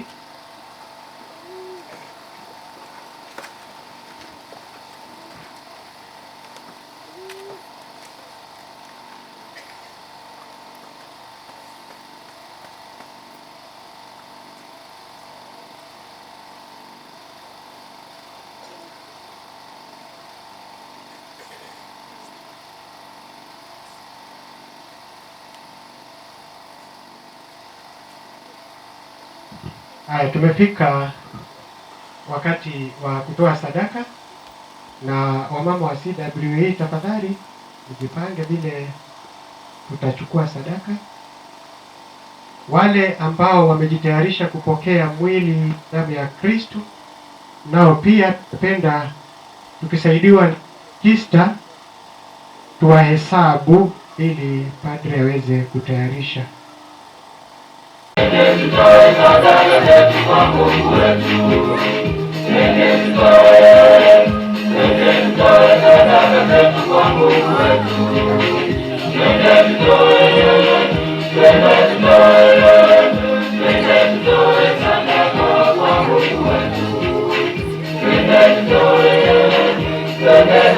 Watu wa familia tunajipanga sasa kuleta sadaka, na biwa kuna sadaka ambayo ilikuwa kwa nyumba, tafadhali iletwe, ndio iletwe mbele ibarikiwe.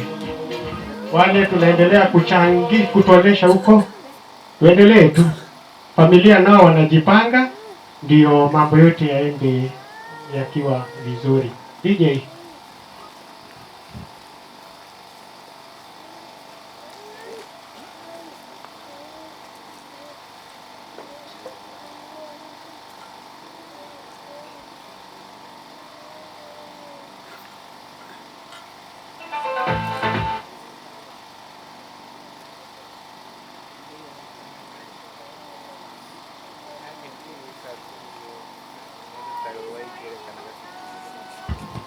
ni heri zaidi kutoa kuliko kupokea, ni heri zaidi kutoa kuliko kupokea, heri zaidi kutoa.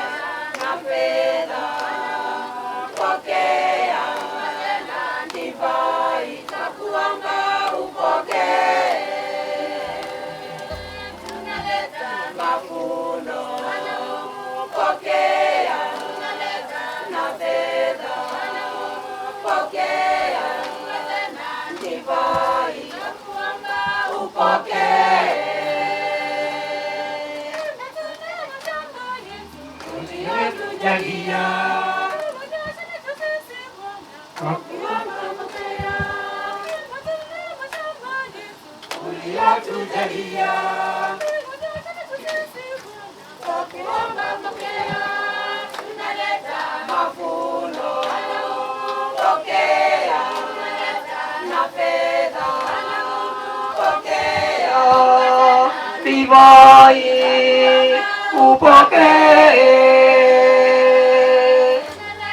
mavuno, pokea miamela, pokea divai upokee yangu, naipae mbele yako, naipae kama moshi wa ubani.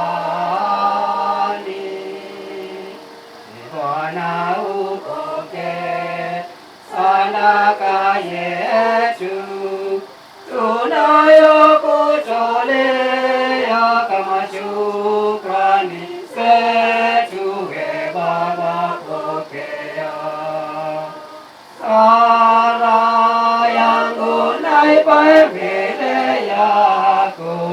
naipae kama moshi wa ubani. Sala yangu naipae mbele yako, naipae kama moshi wa ubani.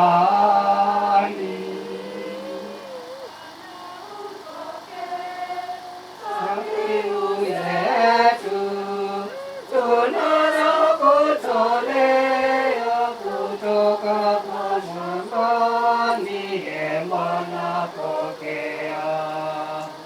Sala yangu naipae mbele yako, naipae kama moshi wa ubani. Sala yangu naipae mbele yako, naipae kama moshi wa ubani. Salini kuu sadaka yangu na yenu ikubalike kwa Mungu Baba Mwenyezi. Bwana apokee sadaka mikononi mwangu kwa sifa na utukufu wa jina lake, kwa manufaa yetu sisi na kanisa lake lote takatifu. Ee Bwana, tunakuomba uwe karibu na mtumishi wako Susan Wangeshi, ambaye katika siku ya mazishi yake tunakutolea dhabihu ya upatanisho, na kama alikuwa na madoa ya dhambi au alichafuliwa na makosa ya kibinadamu, msamehe kwa wema wako na kuyafuta kwa njia ya Kristo Bwana wetu. Bwana awe nanyi.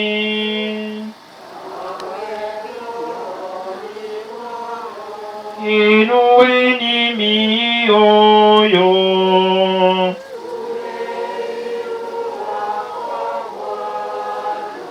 Tumshukuru Bwana Mungu wetu.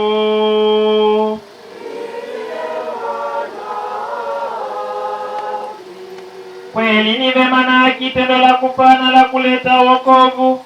Tukushukuru wewe daima na popote.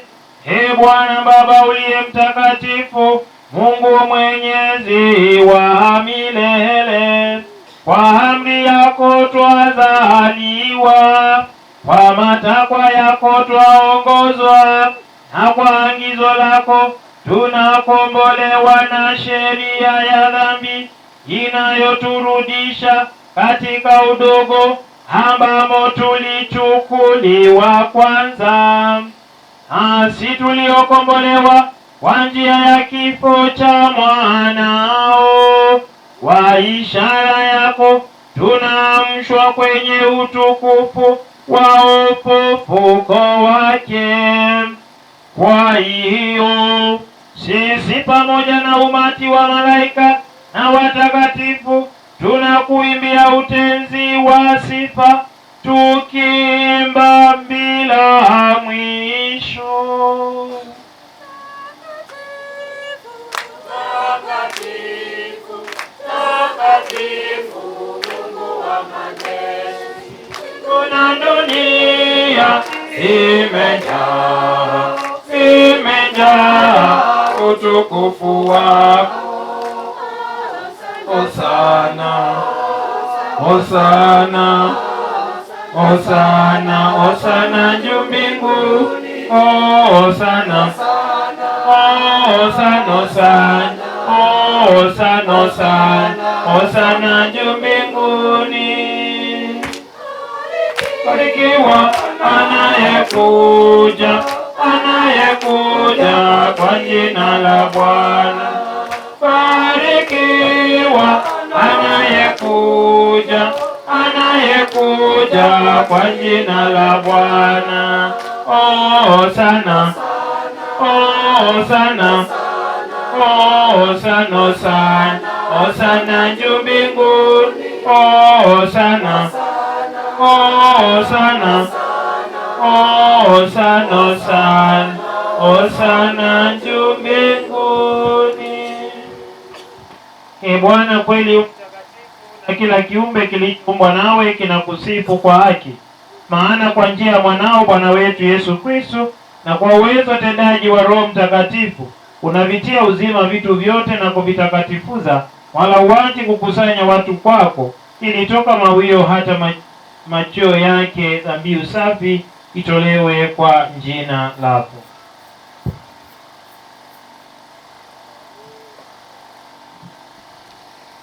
Basi Bwana, tunakusihi kwa unyenyekevu vipaji hivi ambavyo tumekutolea, ili uvitakase, upende kuvitakatifuza kwa Roho huyo huyo, ili viwe mwili na damu ya mwanao Bwana wetu Yesu Kristo, aliyetuamuru tuadhimishe mafumbo haya.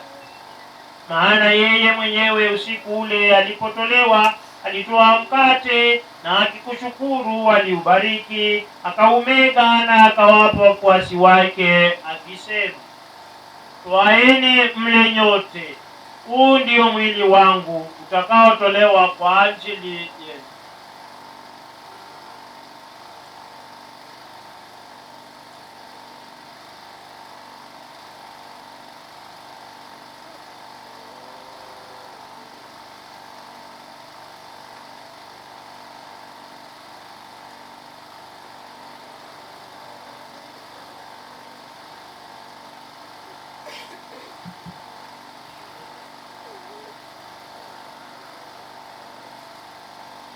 Vivyo hivyo baada ya kula, akitoa kikombe na kukushukuru, alikibariki na akawapa wafuasi wake akisema, twaeni mnywe nyote, hiki ndicho kikombe cha damu yangu, damu ya agano jipya na la milele, itakayomwagika kwa ajili yenu na kwa ajili ya wengi kwa maondoleo ya dhambi. Fanyeni hivi kwa ukumbusho wangu.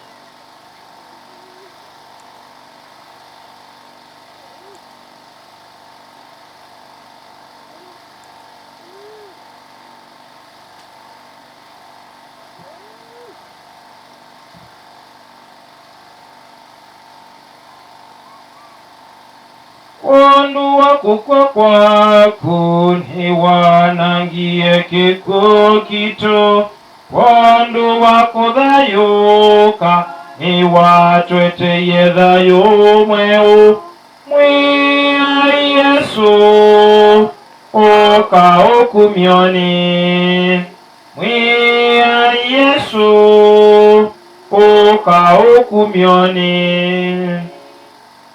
Kwa hiyo Bwana, tunapoadhimisha ukumbusho wa mateso ya mwanao yaletayo wokovu, pamoja na ufuko wake wa ajabu na kupaa kwake mbinguni, na tunapoutazamia ujio wake wa pili, tunakutolea kwa shukrani sadaka hii iliyo hai na takatifu, na kuomba uiangalie matoleo ya kanisa lako, na kwa kumtambua yeye aliye kafara, ambaye ulitaka kutulizwa kwa sadaka ya kifo chake, tujalie sisi tunaotua nguvu kwa mwili na damu ya mwanao, na kujazwa Roho wake Mtakatifu, tupate kuwa mwili mmoja na roho mmoja katika Kristo.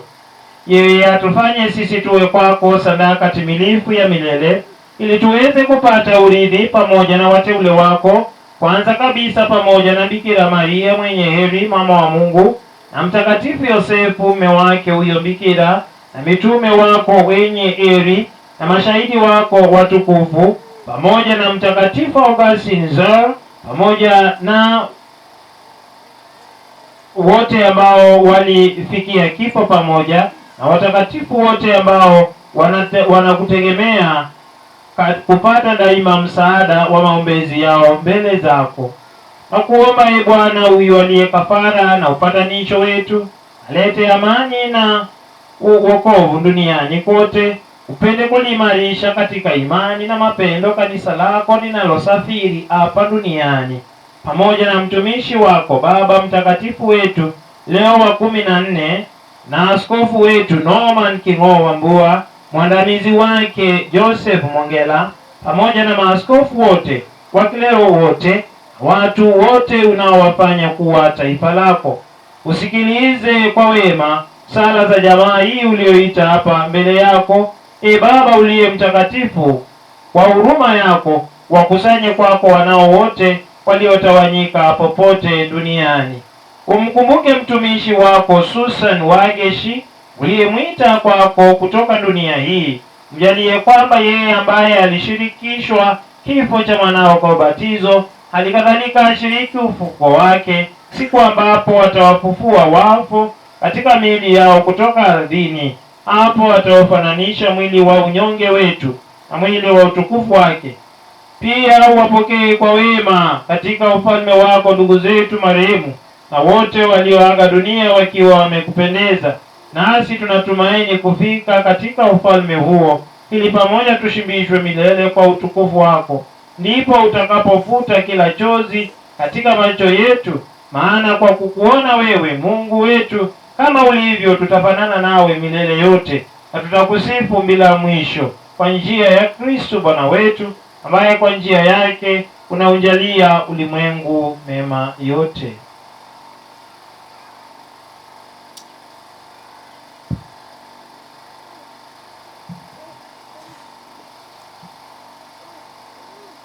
Kwa njia yake na pamoja naye na ndani yake, wewe Mungu Baba Mwenyezi, katika umoja wa Roho Mtakatifu, unapata heshima yote na utukufu milele na milele.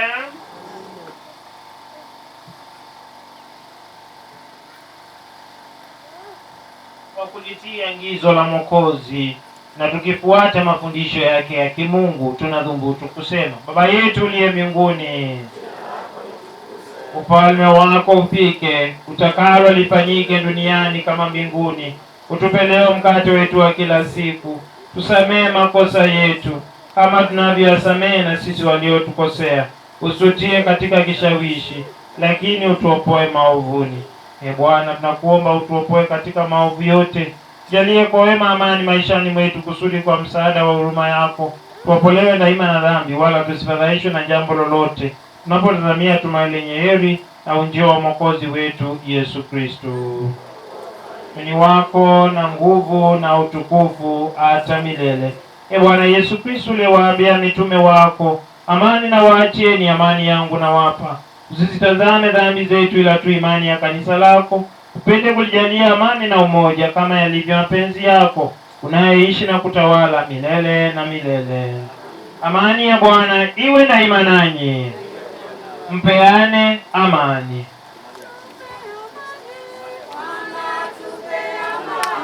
Tupe amani, Bwana tupe amani. Tupe amani, Bwana tupe amani. Tupe amani, Bwana tupe amani.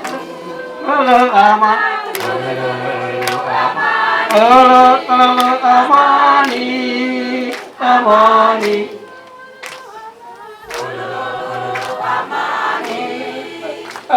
Amani, amani.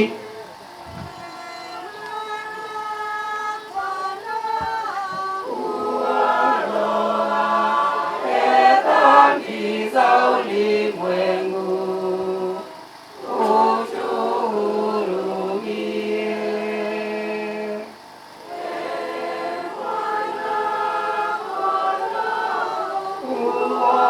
Uondoa dhambi za ulimwengu, utuhurumie.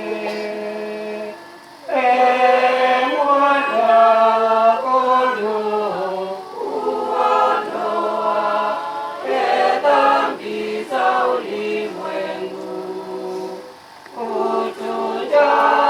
utujalie amani.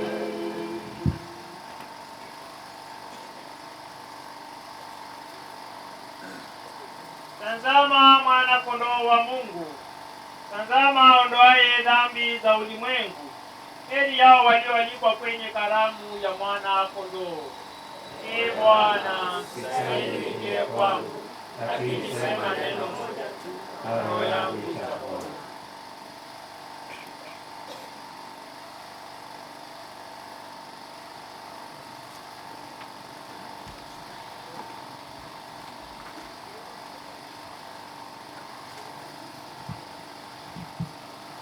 Sara kapre ya komoniu. Boya witi kilo atume. Boya witi kilo Yesu Kristo mobose wapa nineti kilo yui baambe. Na yungu wiki mune wa yumwe waku danda kame yaku. Mamuna da yuwaku nonga yuwaku. Ningu iki ya unundu watabise uwe mwene. Boya wendo wenga yuwapa wisakaramenti ne karisi. Nundu nombendete mono umbikie wendo. Wendo tondu ya nini.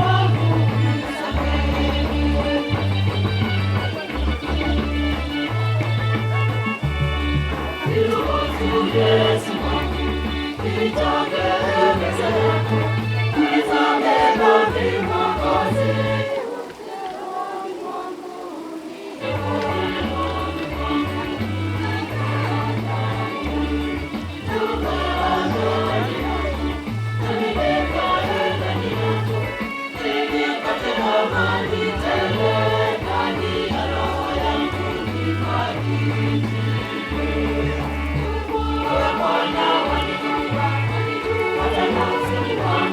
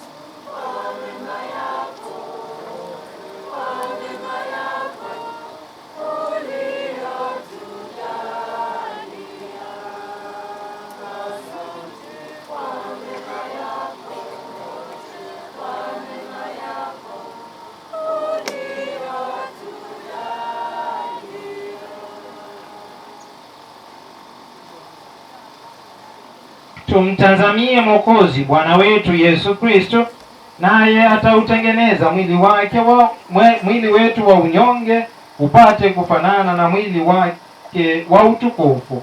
Tuombe.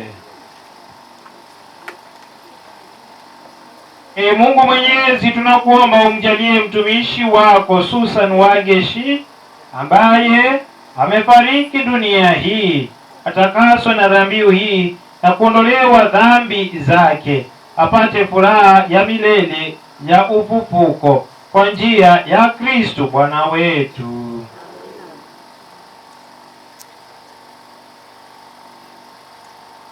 Bwana awe nanyi, apende kuwabariki Mungu Mwenyezi, Baba na Mwana na Roho Mtakatifu. Tukae kwa amani. Ibada ya misa imekwisha. Wimbo wa kumalizia. Msiketi haraka, usiwe wepesi wa kuketi. Tusimame, hata kila mtu asimame, hata kila mundu na asimame. Kila mundu na asimame. Tumpe heshima mwenda zake. Si kuna watu wamesimama pale tangu misa ianze na imeisha na hawajaanguka, na wewe umekuwa ukiketi. Haya, ni zamu yako ya kupeana kiti kikaliwe na mtu mwingine, na wewe usimame. Usikie vile kusimama nga kwena dhena. No wewe. Wimbo sasa wa kusema mama hivyo. Tusiwekewe ya nini, waimbe kwa midomo yao. Mbinguni mtaimba na support ya redio. Imbeni kwa midomo yenu.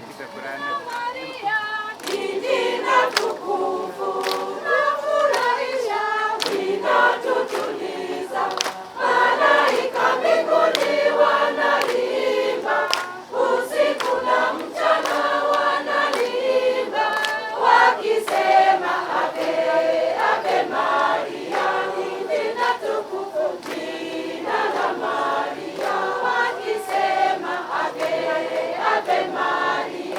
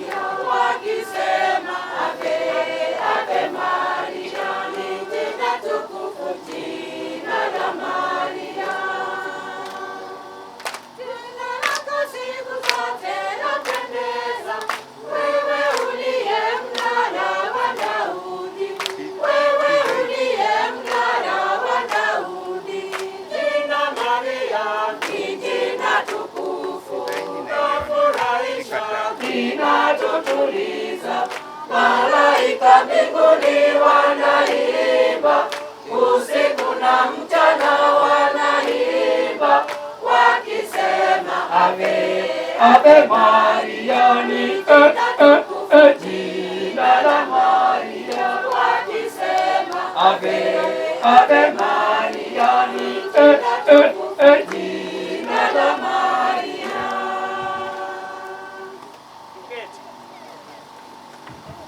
Haya, sasa tumefika kipindi cha kusikiliza tributes ambazo niko na tributes mbili hapa na kuna tribute nyingine, na hiyo ndio nataka tuanze nayo.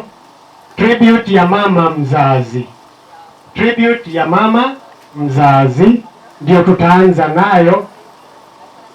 Tribute ya mama mzazi ndio tunaanza nayo. Kwa hivyo tulia tu, kwa sababu hii tunatumia mitandao, inatoka kule mbali ifike mpaka hapa. Wacha kwanza koroge hapa. Wakikoroga hivi, kuna tribute from children, hiyo tutasomewa na one of the children ambaye tutajua, na kuna tribute ya grandchildren. Altifaith unatutayarishia pale, I presume, mwenye kusoma. Na wasalimu nyote. Kwa jina naitwa Kezia Modhoni wa Pauline Kanywa. Mimi ni kama daughter. Unajua kimila ya Kiafrika, dada ya mama yako pia ni mama yako. Na ikawa kadri kujulisha, Auntie Susan ni mama ya shoshe yangu, kwa vile tuna name kimila, so ni mama yangu na mimi ni mama yake. Na sasa shosho mwenye amezaa mama yangu amezaa Auntie Susan, ambaye ni mzee padre, sio mgonjwa, ni mzee, ako na uzee, amefikisha karne moja, like she's 106 years, and she maybe loses a bit of memory here and there, but she's sharper than all of us combined. She's an awesome lady. Aliwalea na Feast alikuwa mkali sana, lakini alikuwa mlezi, hata sisi ametulea, ambapo brother ambaye ndiye the first son wa Auntie Susan but the second born akaenda kuomba nyanya yake baraka, tukiescort daughter ya shosho kwa sababu hataweza kufika kwa sababu ya ule uzee, safari gari mbili, yuko Machakos, so hizo ni gari kadhaa, atachoka mno. Uncle yetu akatuambia tumtunze afya yake. Basi bila kusita nitawekea huo ujumbe ambao ni ujumbe tu kwa sisi sote, hasa akimbid daughter yake, her second daughter in her fourth born, kwa heri. And tunakushukuru sana Mwangi kwa vile ulipata hiyo wisdom ya kurecord. Hatukuwa tunailofikira, tulikuwa hata tunatafuta tutamfikisha hapa aje ndio amwage msichana wake, but my brother Mwangi is also as sharp as his grandma and his mom, akaweza kufanya hivi.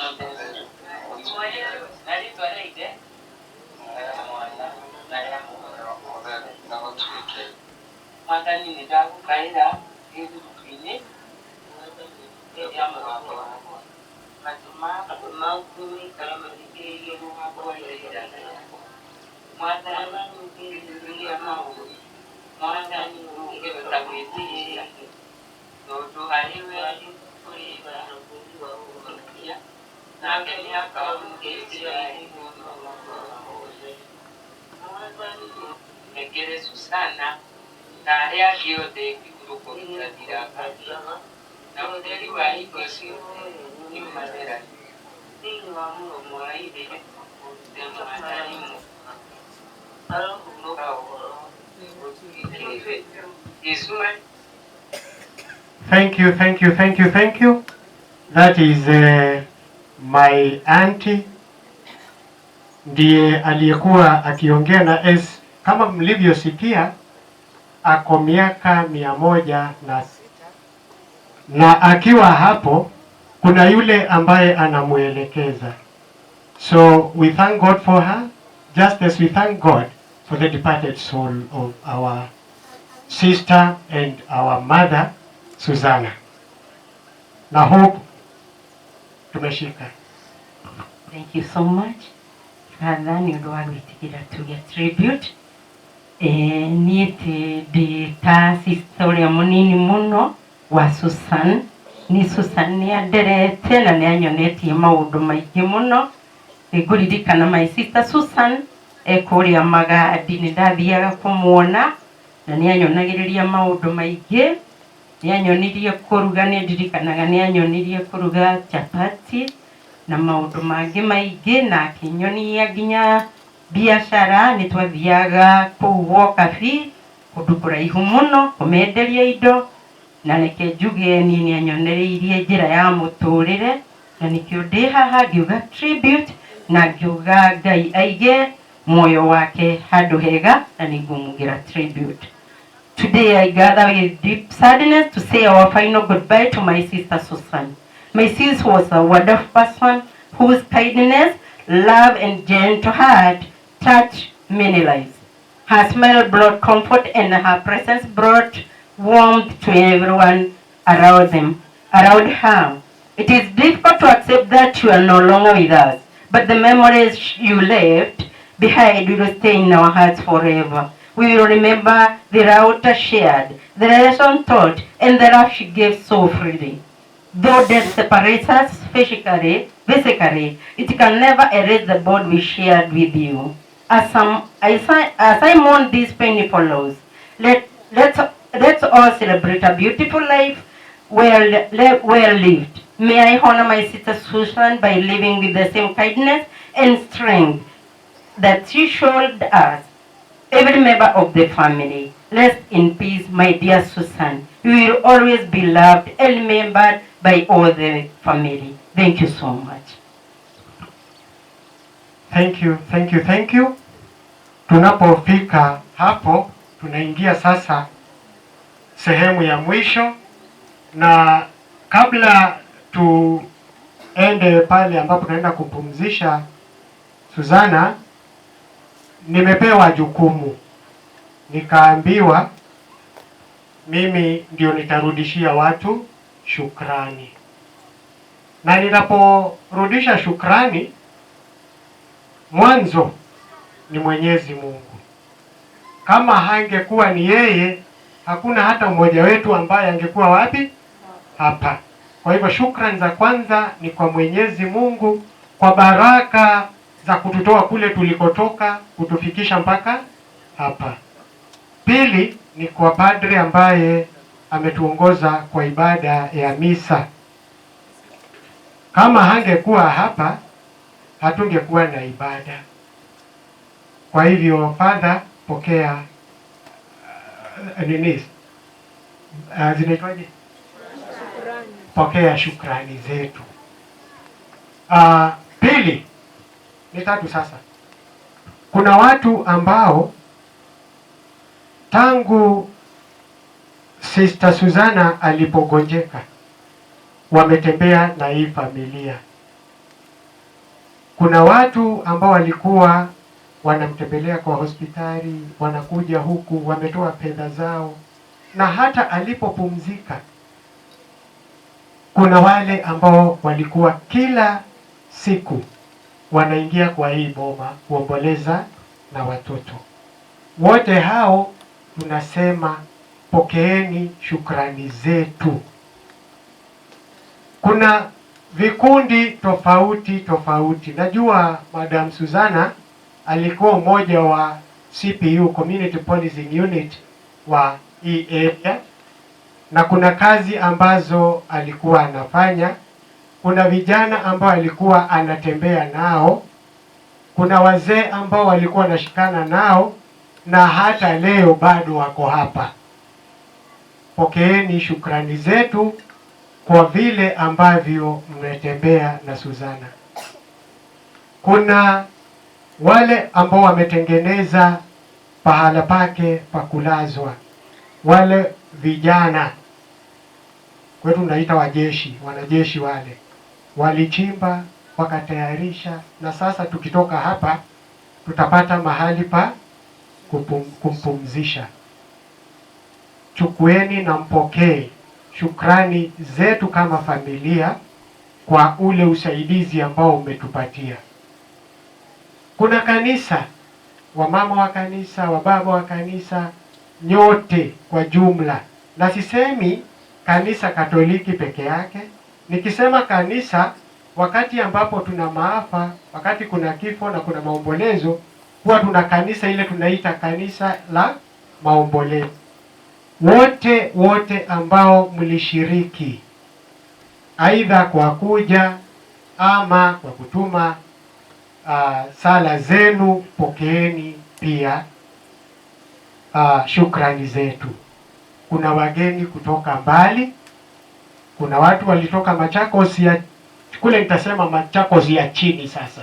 Si bado tuko Machakos. Lakini kuna wale wanatoka kule Machakos ya chini, kuna wale wametoka Ilobi, kuna wale wametoka Murang'a, na wengine ambao hawatambuliki ni vijana wa boda, vijana wa bike. Nyote vijana wa bike na washukuru, na nasema mpokee shukrani zetu kwa sababu mlitupatia heshima, ile entourage ya kuwa kuna vijana ambao wako mbele. Unajua ni rais ndiye uongozi wa pikipiki. Kweli si kweli? Sasa ambapo unakuta mna watu ambao wamewapatia hiyo heshima na wamefuata mwili, hiyo si kitu ya kuchukulia kwa urahisi. Tunawashukuru nyote. For everybody who is present here today, we cannot fail to say thank you and may God bless you. Kuna kitu ambacho nitasema cha mwisho kabisa. Ukiwa hapa, labda kuna mtu amekuambia kitu ukasikia vibaya. Labda kuna kitu kibaya ambacho umekiona huku. Ukitoka hapa, kama ni kitu mbaya ambacho umeona, tafadhali toke nacho, uende nacho pale kwa samaki ukaseme yote tuyasahau. Si tunaenda kumuaga sasa. Tukienda kumuaga pale, hata ile ribbon niko nayo nitaiweka wapi? Hapo. Kwa nini? Kwa sababu siku yake imefika na mimi naelekea hapo. Na sijui kama nitaenda kesho ama kesho kutwa. Tumeambiwa tuwe tayari, tuwe tayari. Kuna kitu naambiwa?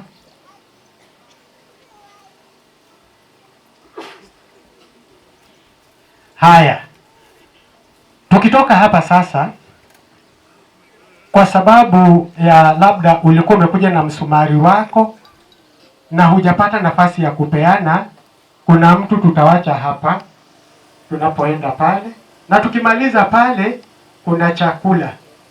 Kwa hivyo tusiondoke tukiwa njaa.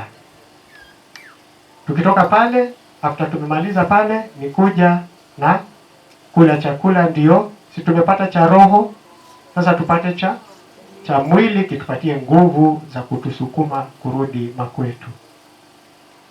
Kama nimesahau yeyote, tafadhali utaniwia radhi, lakini nyote mpokee shukrani zetu kama familia. Father.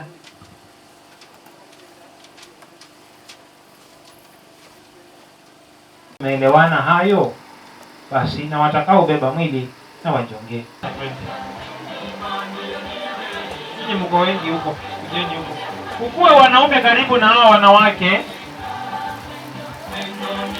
Wamama wetu wanaweza kuchoka kwa mikono. Kwa hivyo wanaume mkue karibu, mwaboost. Na wanaume wengine wangoje kule makaburini, ndio wanajua jinsi ya kupokea na kuwengelea kuliko hao wataweza kubukia ndani.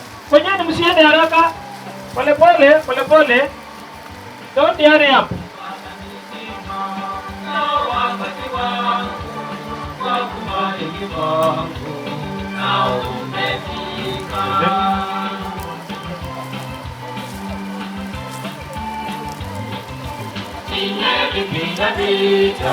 Nimevipiga vita vilivyo vizuri.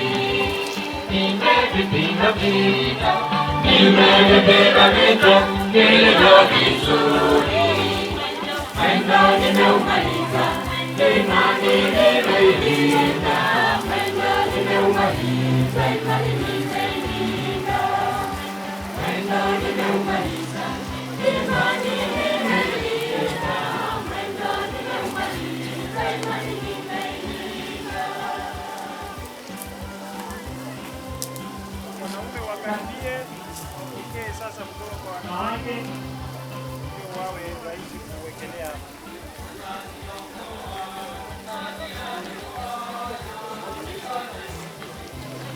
Wanaume wako wapi? Wamama wetu tafadhali. Wanaume sasa, wape kwa utaratibu. Wape kwa utaratibu.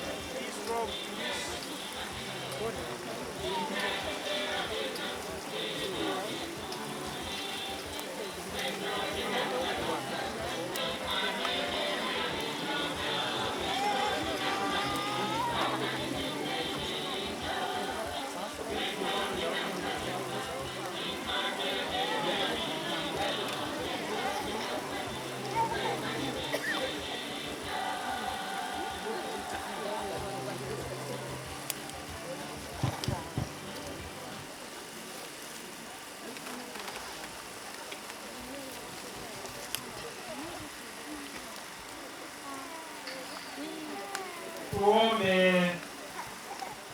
Amemu ya ikono wati wako atumaru kumona ugumo. Watina wendo wako nitu ukune na uinyiwe wende wenye kuwa lima. na kusuvya idili mwengeza usiake siondesu sanwangeshi ulatunikaba ikanaba mwena dim odeata na ndini waku kondo wa Kristo na mweli waito. Baba yetu uliye mbinguni, ufalme wako ufike, ifanyike duniani kama mbinguni. Tupe leo mkate wetu wa kila siku, tusamehe makosa yetu kama tunavyowasamehe na sisi waliotukosea, tutie katika kishawishi, lakini utuokoe maovuni. Salamu Maria, Bwana ni nawe, umebarikiwa kuliko wanawake wote, na Yesu mzao wa tumbo lako umebarikiwa. Maria mtakatifu, mama wa Mungu, tuombee sisi wakosefu, sasa na saa ya kufa kwetu. Katika ubatizo ulibatizwa kwa maji, Mungu akupokee kwenye raha ya milele kwa njia ya Kristo Bwana wetu. Tuombe. Wewe inomwetie kwa kumurugumia hususan wangeshi na yule tulika mwe wake ranganya wamye Kristo wande kwa kuma kwaku no atwikiseni ya itu iliweta mwe mukumi wake itumu ya moko ni mamu ya indikana akamula yutaiki mwana wa mumino kilio akumita mwabani wa dima kukituni kwa Kristo mwe waitu.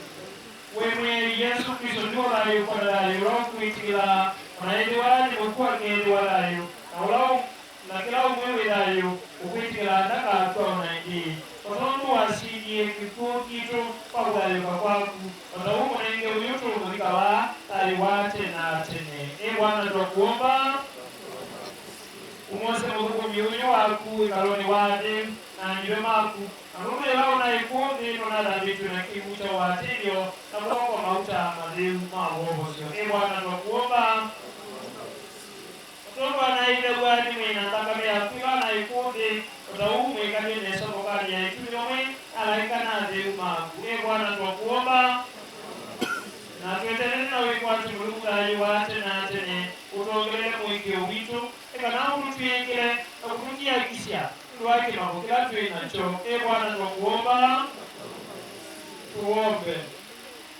Ame mweyo yitwe boya na winyivyo umwekete mkukumi wa hususan wangeshi ula mwetie kuma kude takarime nundu wa moduku kana malabu make anundu na tangu pendese lau na ikude kati wa itona imuambatenye wa mwike wa mwe na rukumi maku maguo kwa tei waku umwekanye muduni sialaika na zimba kubalautuwa na kusumika mwena asana yonze gali umekwa atene atene wote.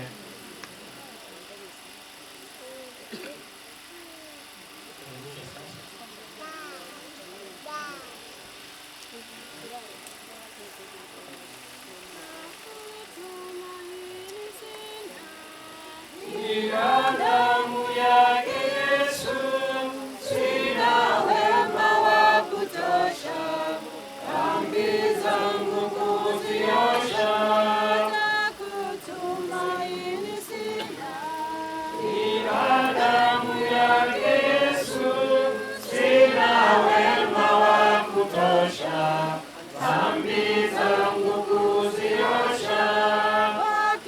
Yesu nasimama, ndiye mwamba ni salama, ndiye mwamba ni salama, ndiye mwamba ni salama.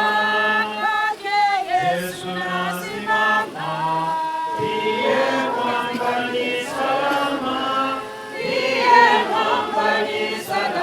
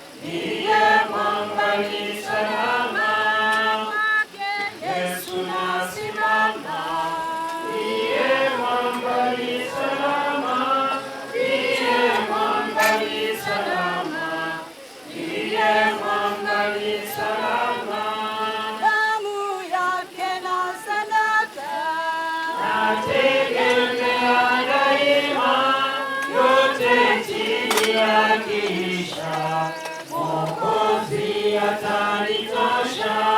Damu yake na sadaka nategemea daima, yote chini yakiisha, Mwokozi atanitosha. Yesu nasimama, ndiye mwamba ni salama, ndiye mwamba ni salama, ndiye mwamba ni salama. Mwathani amweki urugo kitanidaga na utheri wa iko ciothe mweragie auruka uoro na mutwithe ukoro. Mwathani amweki urugo kitanidaga na utheri wa iko ciothe auruka uoro ni mutwithe ukoro. Mwathani umweki urugo kitanidaga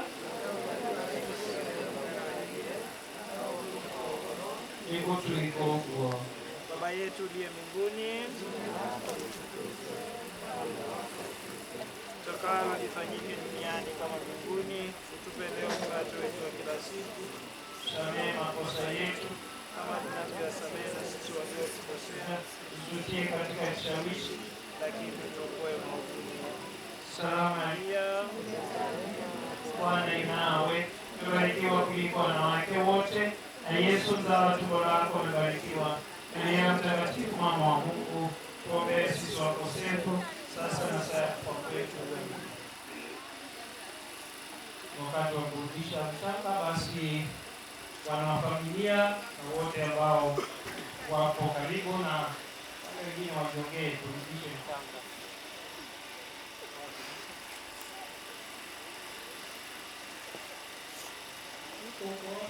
Haya, mwiko hivi. Kijiko ya mchanga. Kuna mtu nimetuma ameenda kutafuta. Sijui ameenda kutafuta wapi. Dolehe, na kile tulete. Wanafamilia wote wasaidiwe. Hiyo ndio njia nzuri ya kumwambia kwa heri.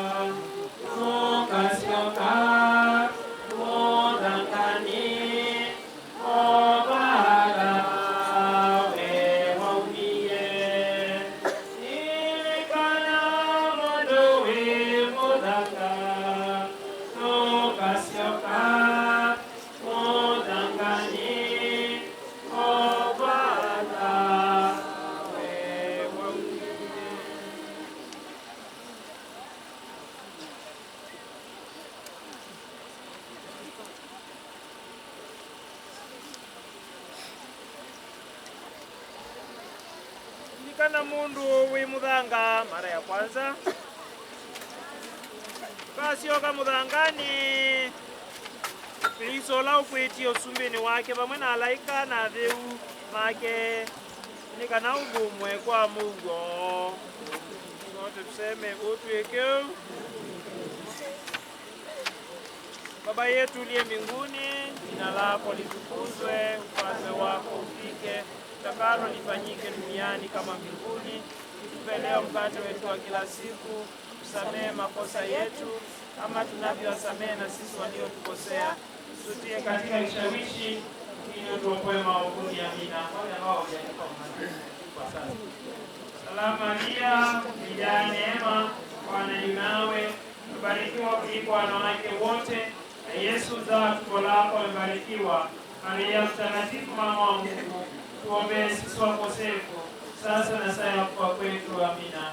Raha ya milele umpe Bwana, na mwanga wa milele umwangazie, apumzike kwa amani. Raha ya milele umpe Bwana, na mwanga wa milele umwangazie, apumzike kwa amani. Raha ya milele umpe Bwana, na mwanga wa milele umwangazie, apumzike kwa amani. Raha ya milele umpe Bwana, na mwanga wa milele umwangazie, apumzike kwa amani. Raha ya milele umpe Bwana, na mwanga wa milele umwangazie, apumzike kwa amani.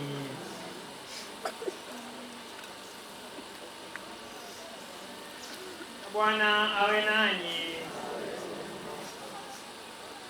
Apende kuwabariki Mungu Mwenyezi, Baba na Mwana na Roho Mtakatifu. Ndeni na amani. Ibada ya mazishi ya Susan imekwisha. Tumshukuru. Basi kile cha maana sana sasa ni kusaidiana ili tuweze kurudisha mchango huu humu. Basi tukifikisha level fulani tutawaambia chakula ili wale wengine ambao watakuwa na shughuli hiyo waendelee kula. Tusiache chakula kama vile tulivyoambiwa. Basi tushirikiane kwanza, tuweke mchango ufike kiasi fulani.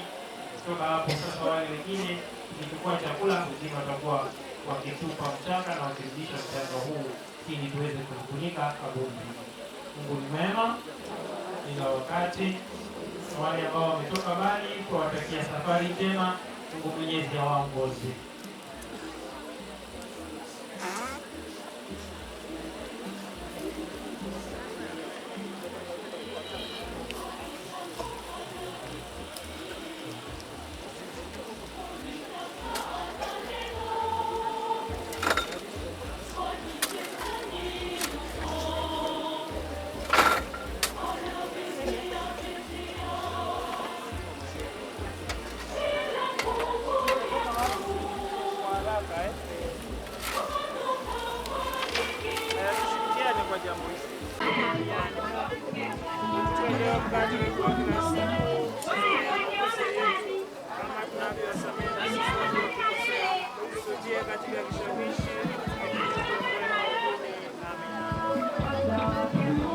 Yandikwe ishara ya mkombozi wetu Yesu Kristo aliyekuokoa kwa ishara hii akakupumzishe kwa amani zote. Sema amina.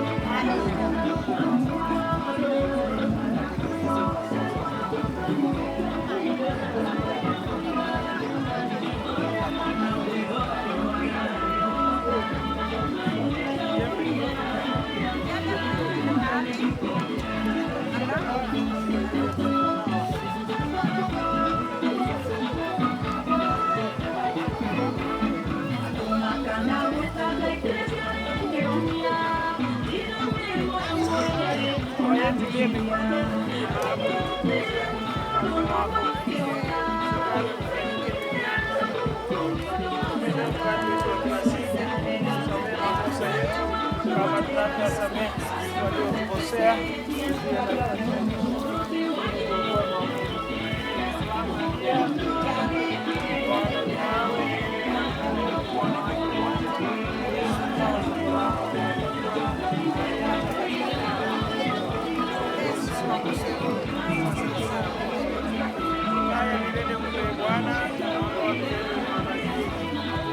kwa amani. Bwana awe nanyi. Kuwabariki Baba na Mwana na Roho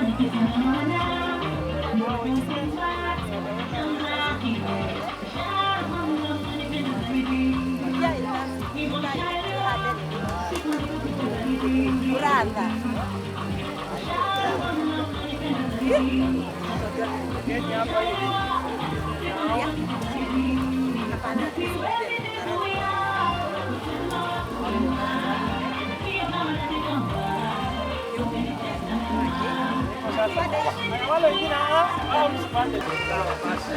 Haya twende mbele. Hapa tunaanza pale mwisho.